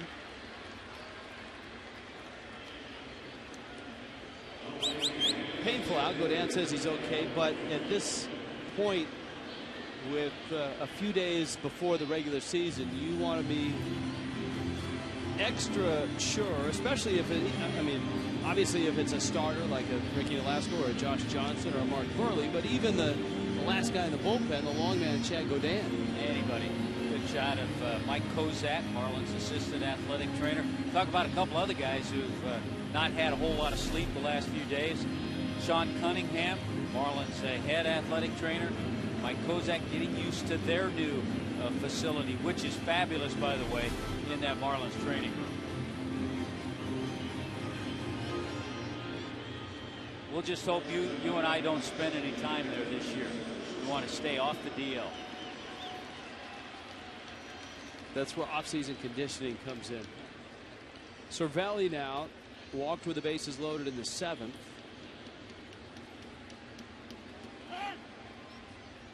Nine, 8. Yankees on top.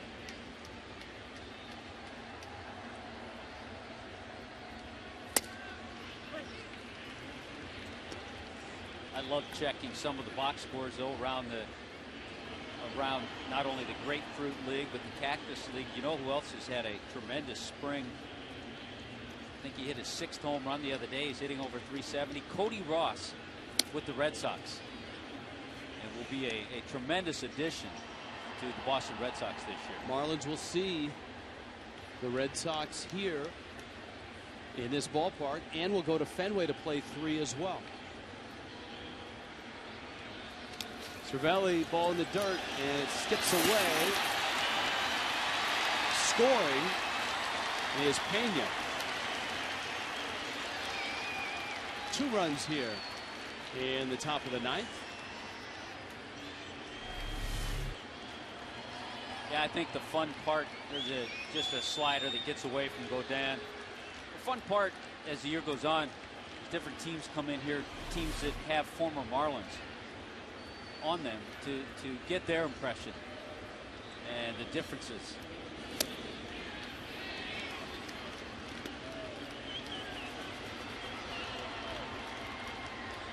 Because National League teams, for as long as the Marlins have been around, and this is the 20th year of baseball for the Marlins, have known that coming to South Florida, while it may be fun in the nightlife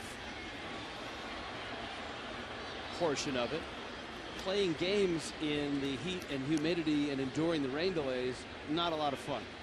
We've seen a lot of starting pitchers run out of gas as the games go on.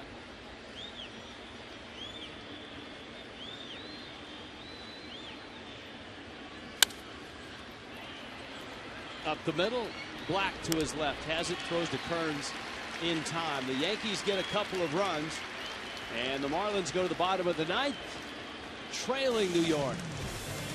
Yankees 10-8.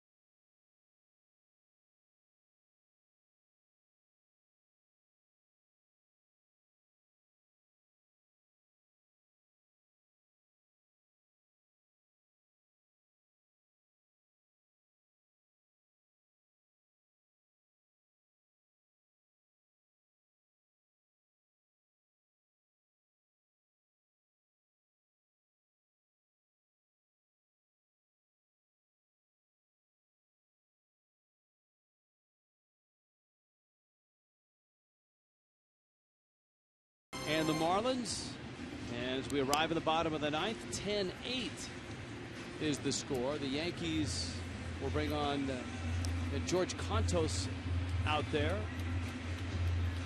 The Marlins reserves have taken over, so we'll see if they can cobble together a few hits and a few runs. Although Logan Morrison still in the game, and he is scheduled to hit. Well, as the DH, that's the role that Lomo has filled today. He's getting that opportunity to get some needed at bats.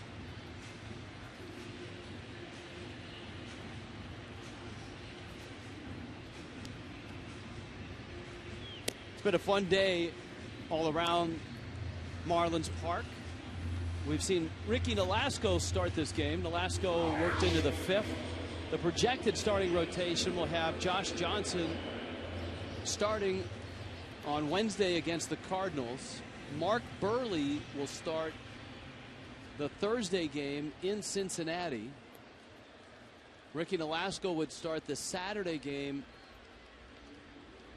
in Cincinnati. There's an off day on Friday. And then you're into Anibal Sanchez and Carlos Zambrano. And the Marlins announcing 4 or 5 days ago that instead of, as you see, Isaac Galloway at the plate, part of that Greensboro team last year, instead of going with a 4-man rotation and A lot of teams are able to do that with the off days that are scheduled to start the season. They go a 4-man rotation. 5th guy goes to the minor leagues and pitches a couple starts. Azie says, I'm going with all 5 guys, and we'll just take the extra day of rest. I think that's good. It gets everybody in a little bit of a groove. And we'll get a chance tomorrow night in the game here against the Yankees to see Carlos Zambrano. That's one of the, I don't want to say it's one of the unknowns, but certainly it's one of the interesting things to watch is the performance of Zambrano. He and Azie very close, both in Chicago. Zambrano, his difficulties with the Cubs last year. Azie, kind of the guy that would counsel him, so to speak. A very good friend. And one of the reasons why Zambrano has ended up here with the Miami Marlins. Yankees go to their pen, and so do we.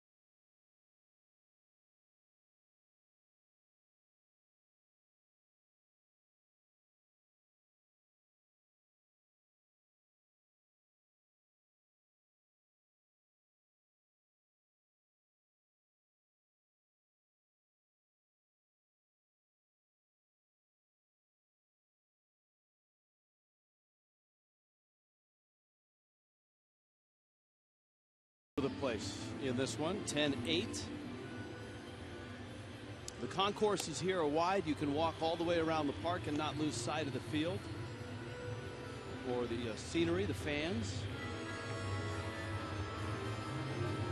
We've been told not only is the beer cold, but when we were out in the Clevelander before the ball game, we found that they had margarita and daiquiri machines out there that, you know, like in 7-Eleven, the Slurpee machines. All fired up, ready to go. Yeah, you know, we should add, for those who follow Twitter, I tweeted a nice photo of you by the pool out there at the Clevelander. Juan Cedeno appearing in his 7th spring training game.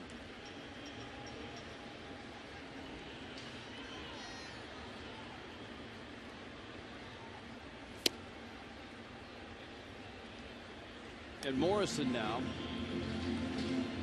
for his 5th at bat.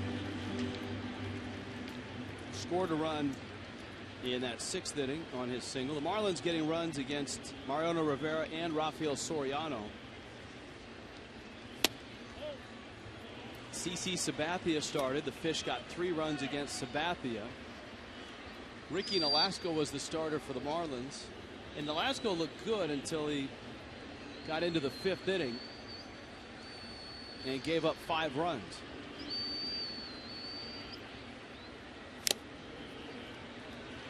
Well, the Marlins are hopeful that Nolasco is able to build off of his first 4 innings. He did get through the 5th and pitch into the 6th, so Nolasco ends up going 5 2/3 innings.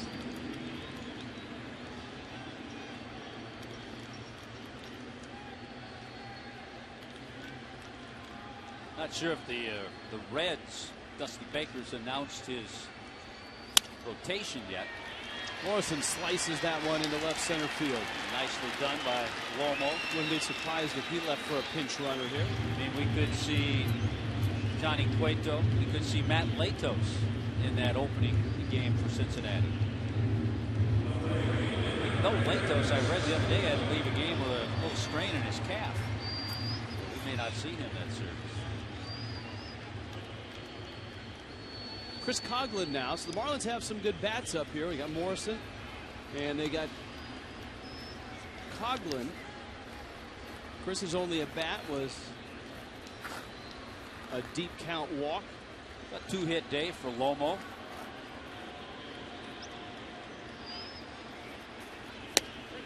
Breaking ball. Bends in there for a strike.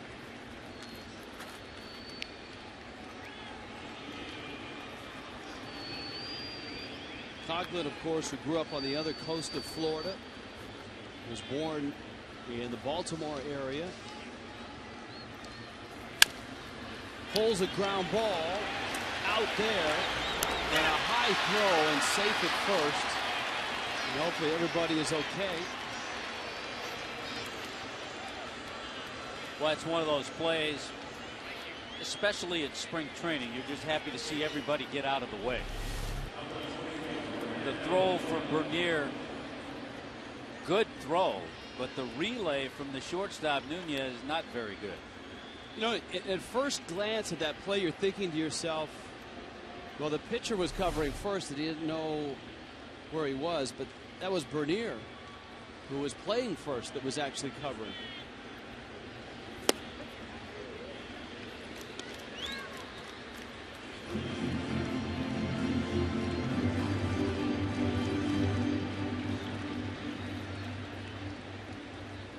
A strike to Daniel Black.